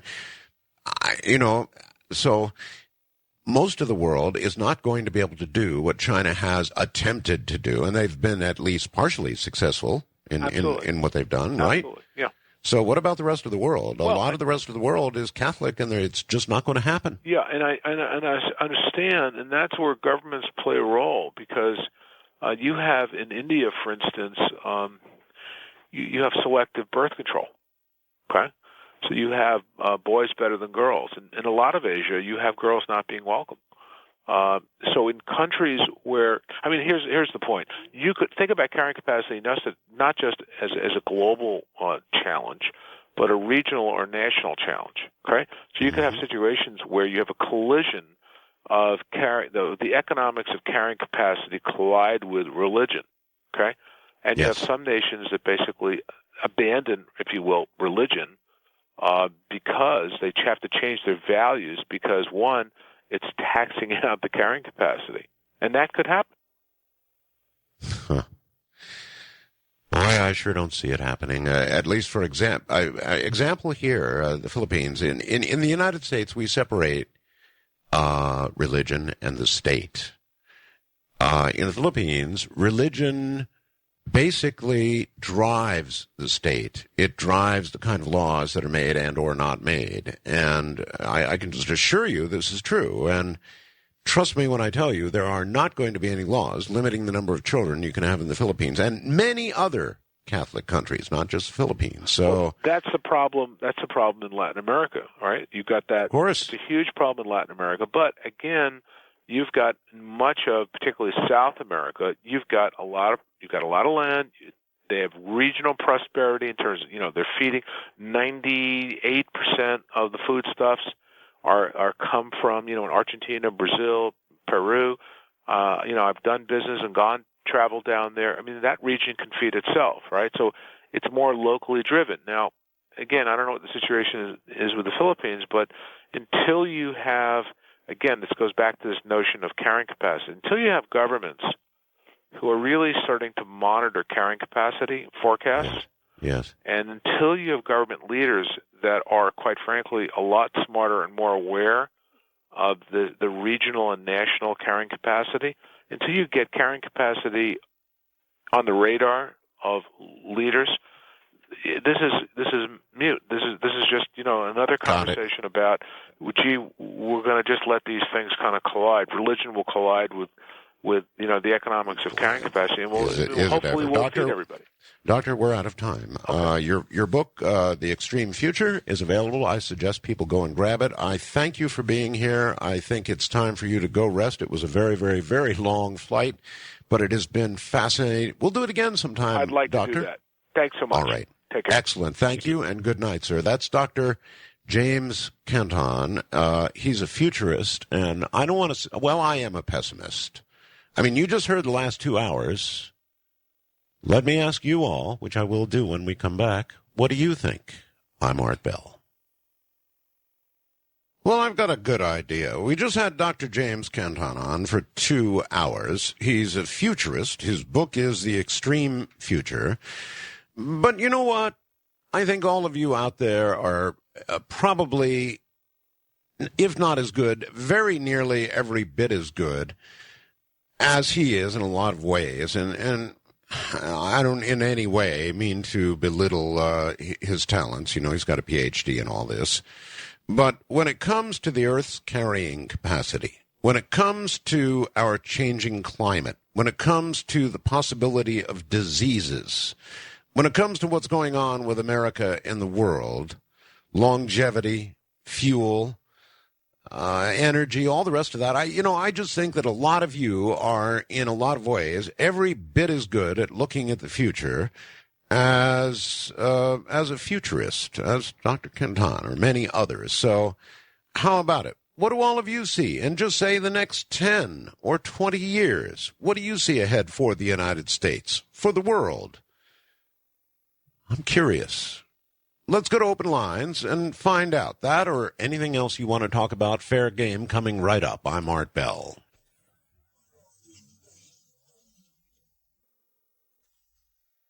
All right, we take the big plunge into open lines. And again, anything you want to talk about is fair game. But I just think that a lot of you are certainly up on what's going on in the world. My God, we read you stories every week, week in and week out, many of them ahead of what you hear in the mainstream press. And so your prognosis for what's up with the world, I think, is nearly as good as anybody else's. So let's explore that a little bit. And, of course, remember, toward the end of the year, I think I'm going to pick up a few extra days. We're going to do the traditional. And by the way, I did come up with a list of predictions, fortunately, that were made for 2006. So we're going to be able to review those, thank heavens, and go on to predict what you think is coming for 2007. That's certainly not what I'm soliciting at the moment. More of a generalized look into the future is what I'm suggesting we perhaps discuss right now. But open lines is what it's all about. First-time caller line, Lou in New Jersey. You're on the air. Yeah, Art. It's Lou in New Jersey. Right. I have a hypothetical question about time travel. All right. If, let's say someone developed either a device or a method to travel, and, for instance, they did it and they were in Kansas City, and that was the point they started off at. Mm-hmm. No matter how long they're gone or whether they go to the future or the past, because the Earth turns on its axis and because the Earth revolves around the sun, do you think the travel would come back to the spot he left, which might even be empty space, or the spot that the method took him from?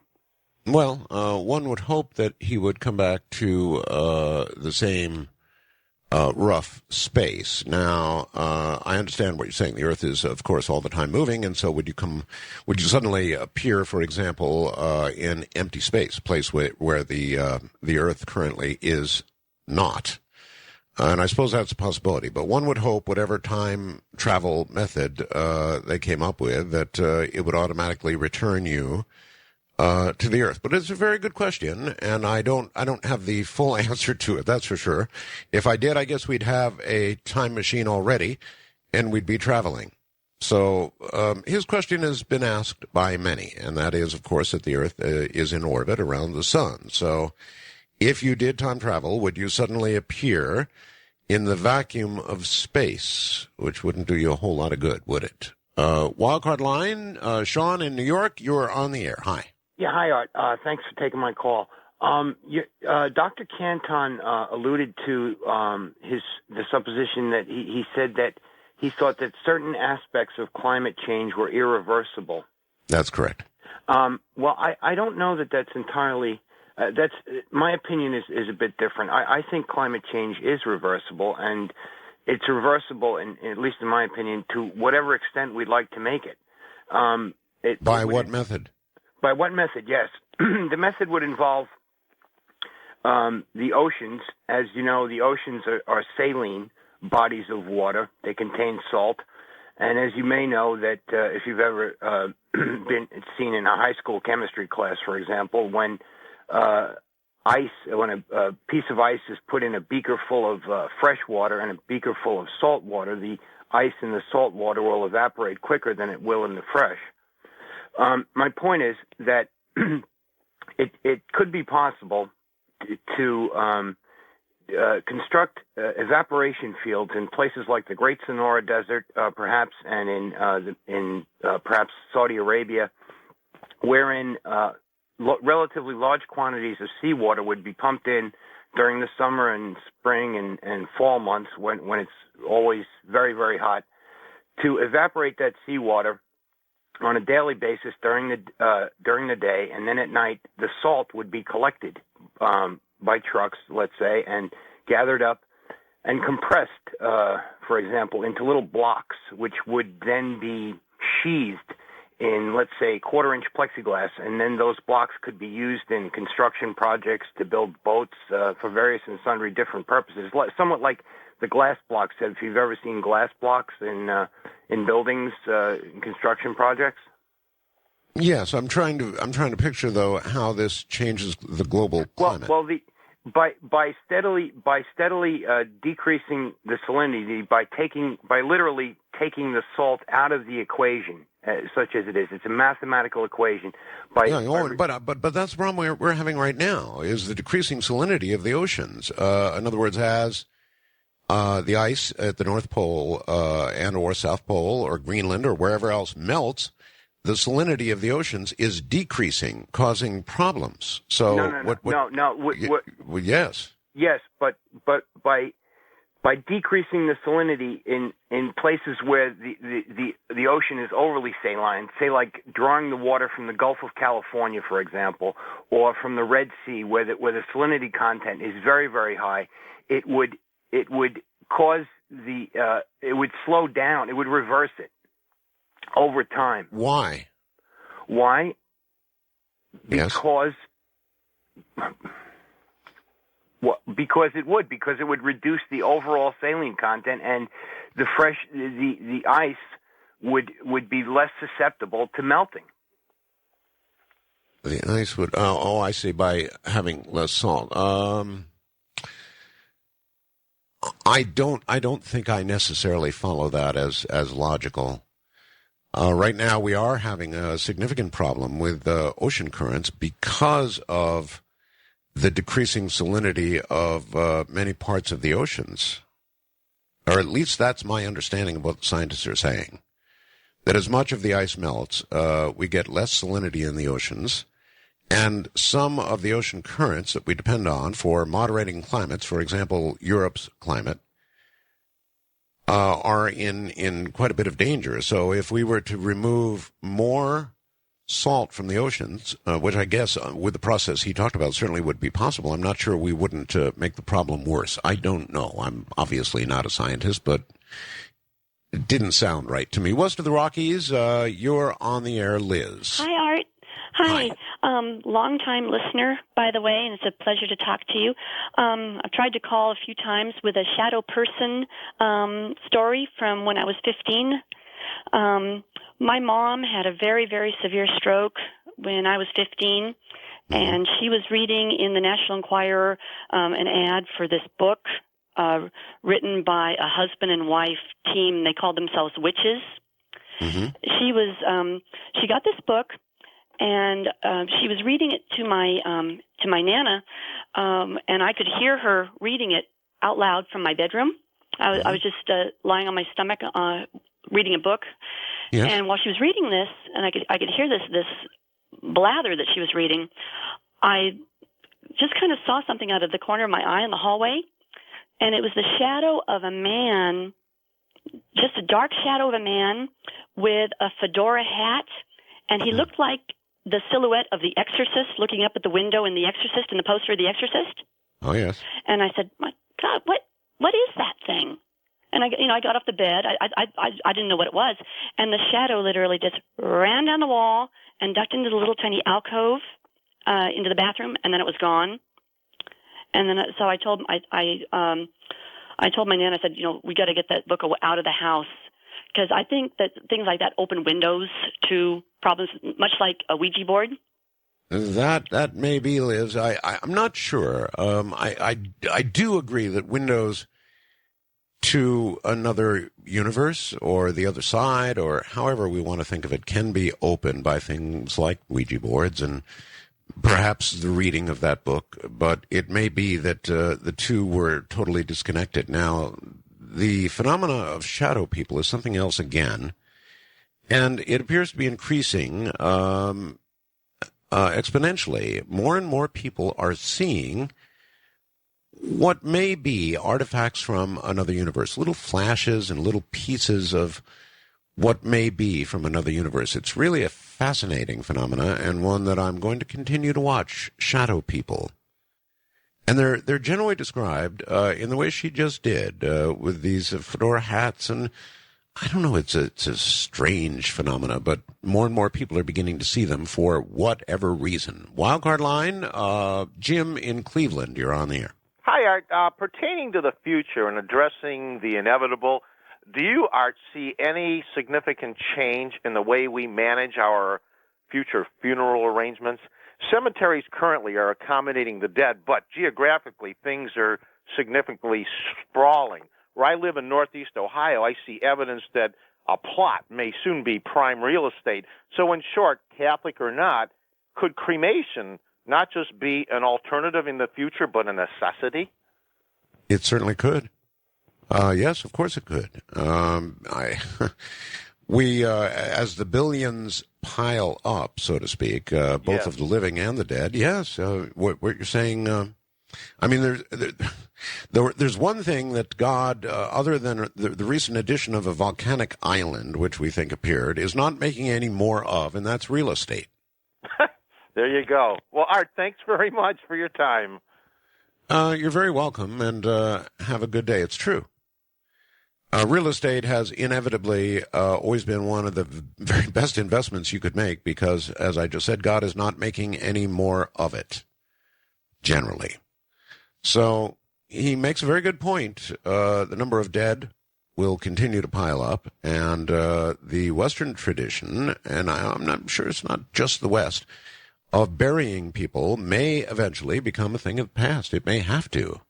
Let's go to wildcard line 3 and say, Vance, you are on the air. Hello. Well, hello, Art. I've been listening for about a decade. And I've never called before. Thanks for taking my call. You're very welcome. The first thing I'd like to say is I'm very empathetic with you guys in the Philippines. I'm calling from beautiful downtown Katrinaville. Uh-huh. Very, very nice. El Nino has kept our currents to keep the storms out in the Atlantic, and you're getting it all this year. That's fact. And we've had some really wicked ones. Yes, I in fact, the last typhoon that we had over, I think, about a 6 to 10 hour period, dropped 75 millibars, which would have been one of the largest drops, the fastest drops in all of history.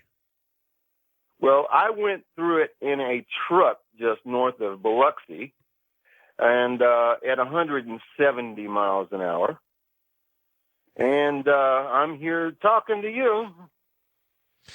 In 2005, the cost of Katrina was make that $210 billion, $120 billion of which was inflicted directly by the hurricane. The Washington insiders are, we're going to wind up with about 2%, and everybody else is getting fat. I still haven't received hardly anything from anybody. So I'm now presently living in the middle of a national forest in a deer camp.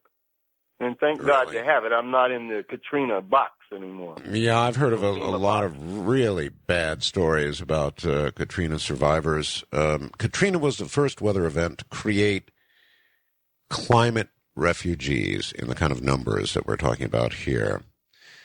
The cost of that storm could have been even higher. It could have hit the wealthiest parts of New Orleans. Those were largely spared from the flood.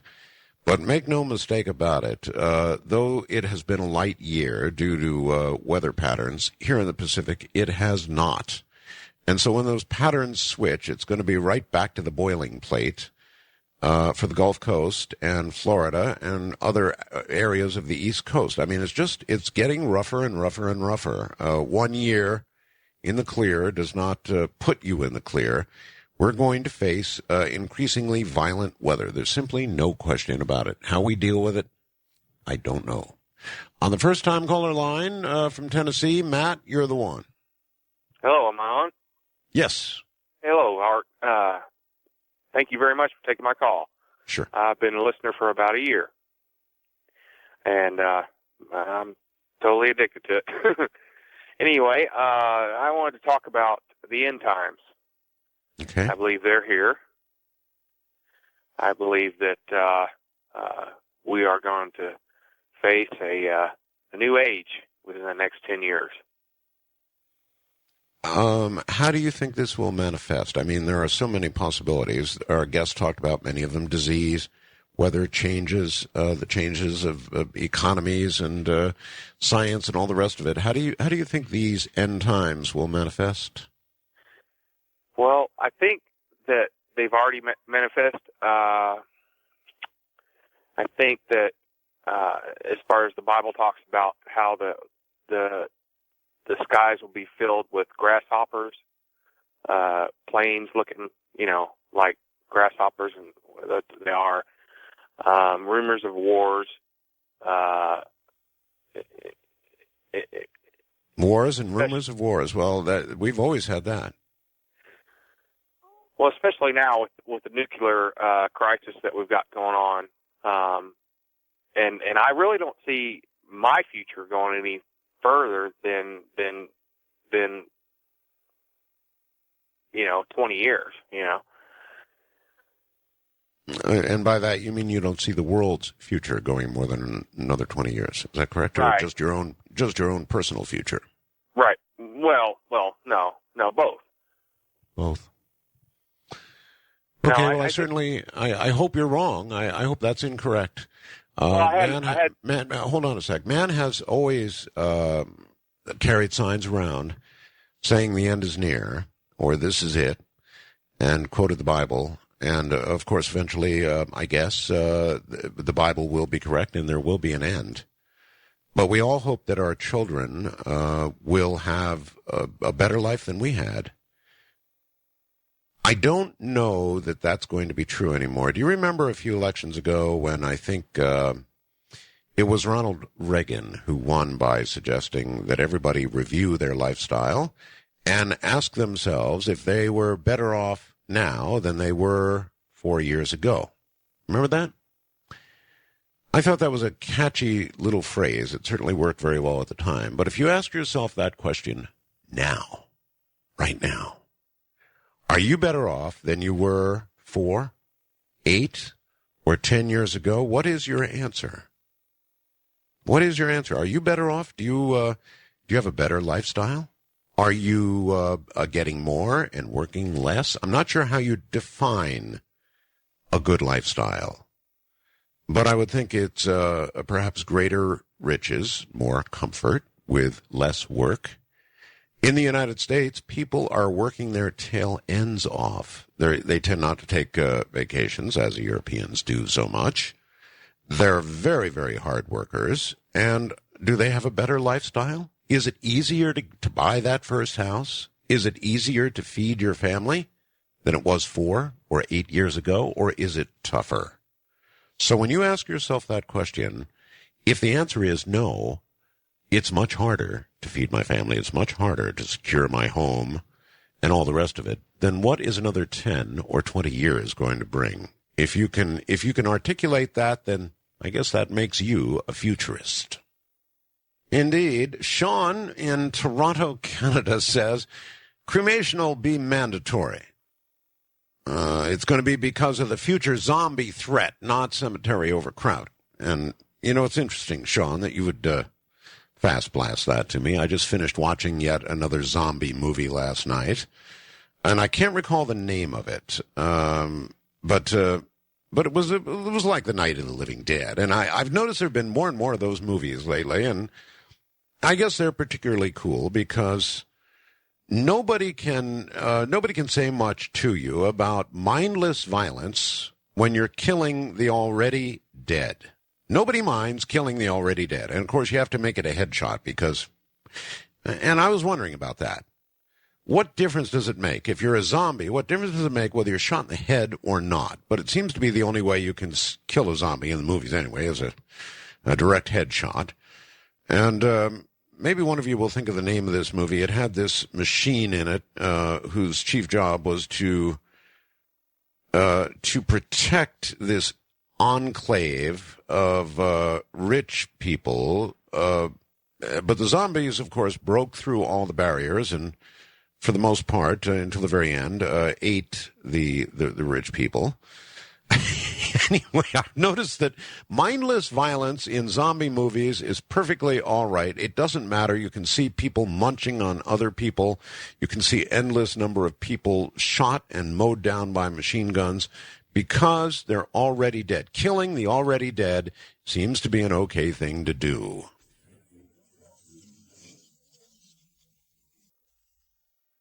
All right, back to open lines. We go. Anything you want to talk about is fair game, but we are sort of generally talking about the future. Let's go to wildcard line 3. It's Paul in Chicago. Hi, Paul.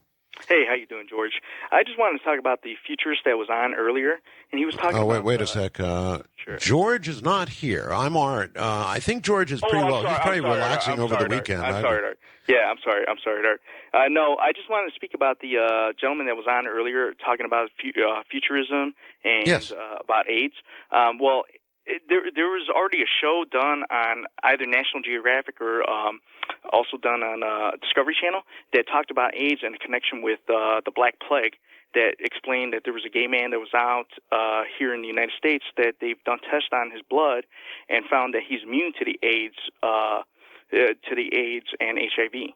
And actually, there are quite a number of prostitutes in Africa that also have been shown to be immune to the AIDS virus. Yeah, and with that, a lot of people, from that, I have understood that some people are thinking that it's actually been created in the lab, the AIDS virus that's going around now, and what he was talking about, the AIDS virus that's the stronger AIDS that you had mentioned, Art. Well, yeah. What I mentioned is that I've been hearing rumors, and I don't want to start any panic because that's all they are is rumors at this point. But I have been, unfortunately, hearing rumors of strains of the AIDS virus that are not treatable with the current life-extending drugs that they have. Now, what they can do right now, generally, is to reduce the viral count in your body so that you live longer. It still eventually kills you. They may come up with a vaccine for AIDS eventually, or even a cure for AIDS. Who knows? But right now, about the best they can do, it is my understanding, is to reduce the viral count in your body through sort of a cocktail of antiviral medicines, and that extends your life. But I'm hearing these rumors that in Africa they have now begun to see strains that are not affected by these antiviral drugs. I hope that's inaccurate. West of the Rockies, Don in Washington, you're on the air. John. In Washington. Well, it says Don, but if it's John, so be it. I put you down in the queue of quality. Thank you, sir, very much. I'm really surprised that I actually got through. I'll make it as fast as I can. I do have a couple of questions. You've heard of Eagle Rock or Crow's Nest in Washington and in California, I'm sorry. Navy? Yes, I have. Yeah.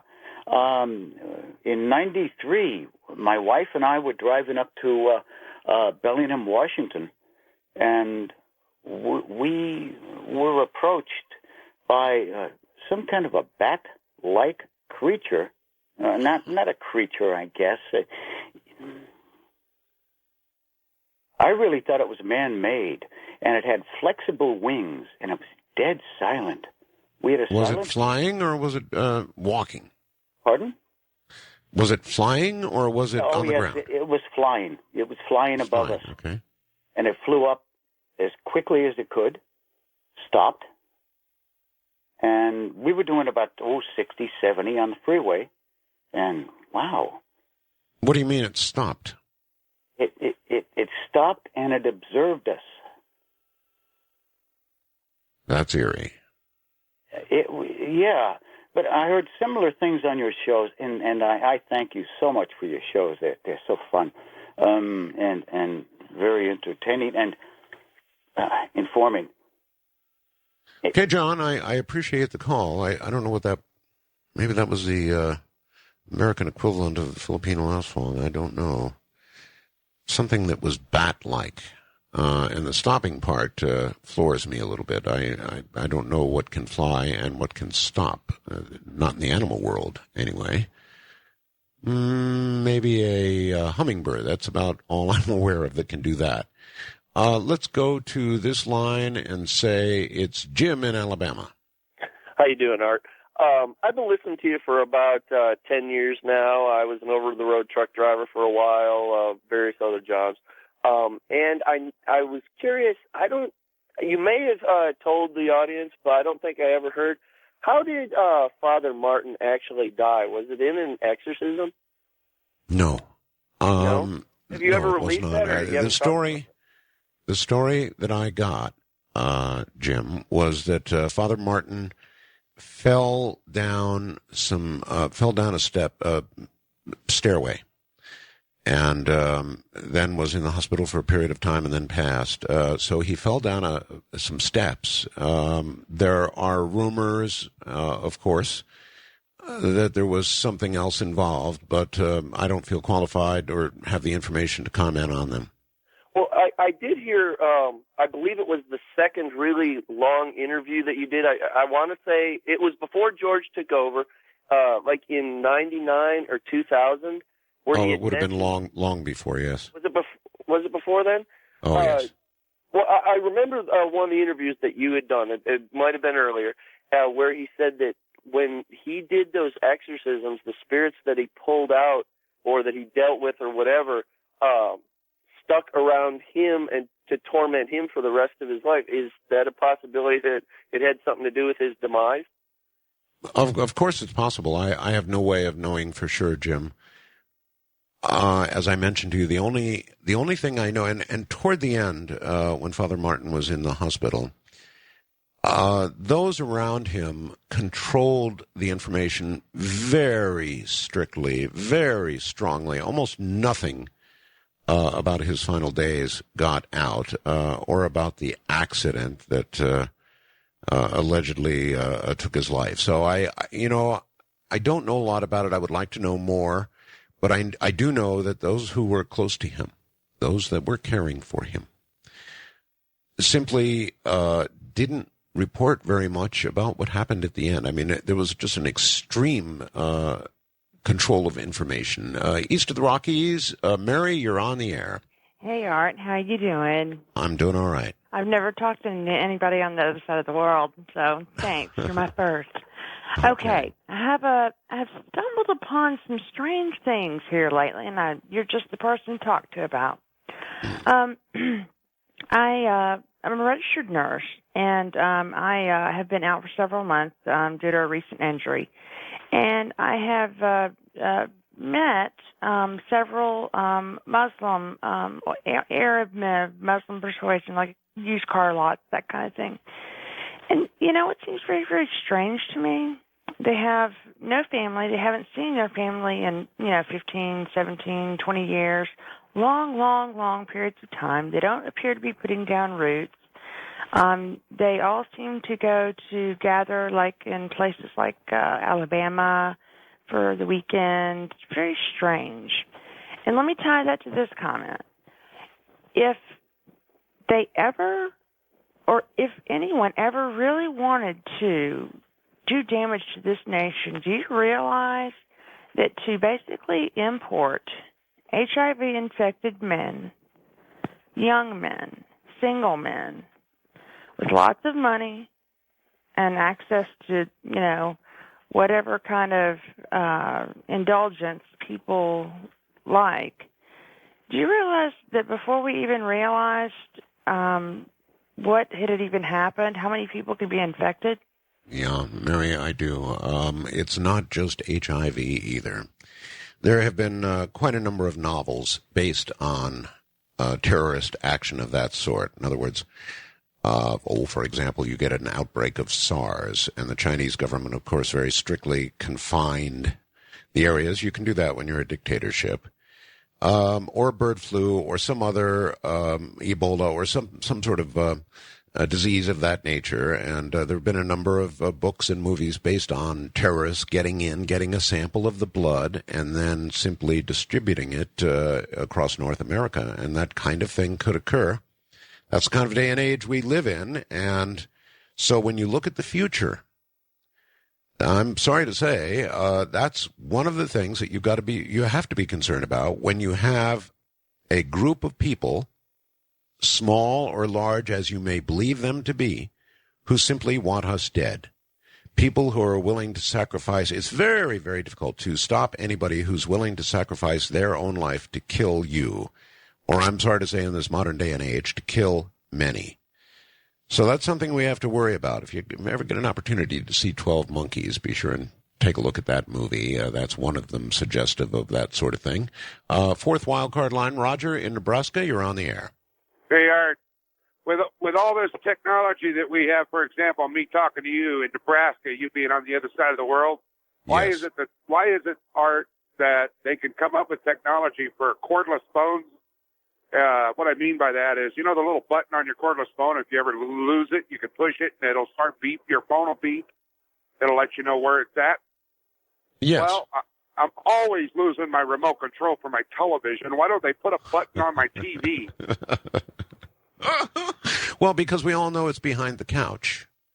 No, it's a good point. Why don't they put a button on the TV to press so that your remote control begins to beep? It's a very good idea. And I'm sure some manufacturer out there will hear that and take it up if they haven't already done it. All remotes should be equipped with that kind of deal. It is amazing, isn't it? I marvel. I'm in the communications business, and I truly marvel at the fact that I'm able to sit here on the other side of the world from the great majority of you and conduct a long-form talk show. Now, again, to the very best of my knowledge, I am the first to conduct a long-form talk show. That means 3 or 4 or 5 hours, whatever,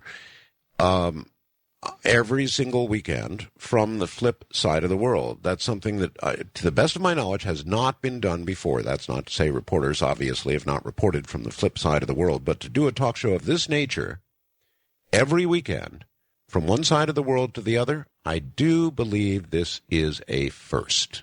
Really is a first. Isn't that something? West of the Rockies, Olin in Culver City. How about that? Yes. On May the 20th, 2003, Robert Felix said that there is a 100-mile-long string of underwater volcanoes bigger than the Himalayan mountains under the Arctic Ocean. Now, that could account for melting the Arctic ice sheet and killing a lot of fish. And I was wondering, those typhoons you've been having that have been built up to record-breaking size, yes, are they coming from an area where there's warm ocean water and underwater volcanoes? Not necessarily, Olin.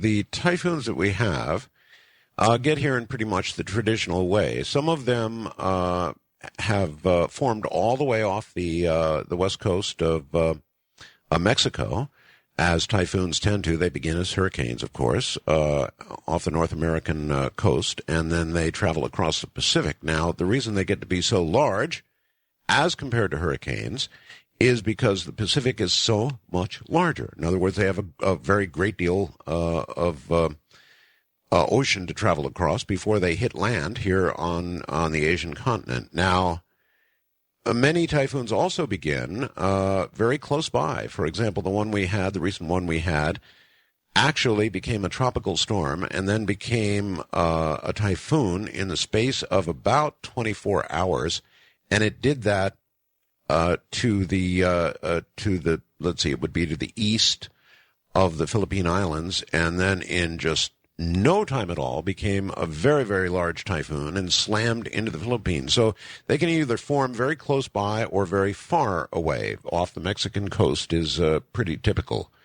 Now, as far as undersea volcanoes are concerned, I think it's been pretty well documented that the melting of the Arctic is due to a sort of a runaway process that has begun. In other words, as the world begins to warm, as we get more sunshine, the ice melts. Now, the ice has traditionally reflected sunlight, but as more ice melts, there is more water to absorb the sunlight instead of reflect it, and so the process begins a sort of an acceleration that feeds on itself. That's what the scientists are worried about, that we get a kind of a triggering point where it really gets going.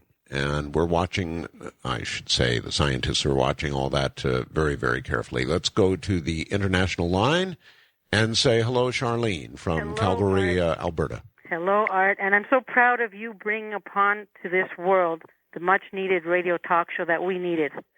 So having said that, I have a question, Art, and I have a few comments to follow. Shouldn't life be getting better, Art? You know, after all it should be, yes. You think, yes. You think we'd be learning something, but it should be getting a lot healthier and, you know, all towards more compassion for all living species. But if we look at our world for the way it is, the way it's been going, on the path it's been going, there's so much more and more and more corruption.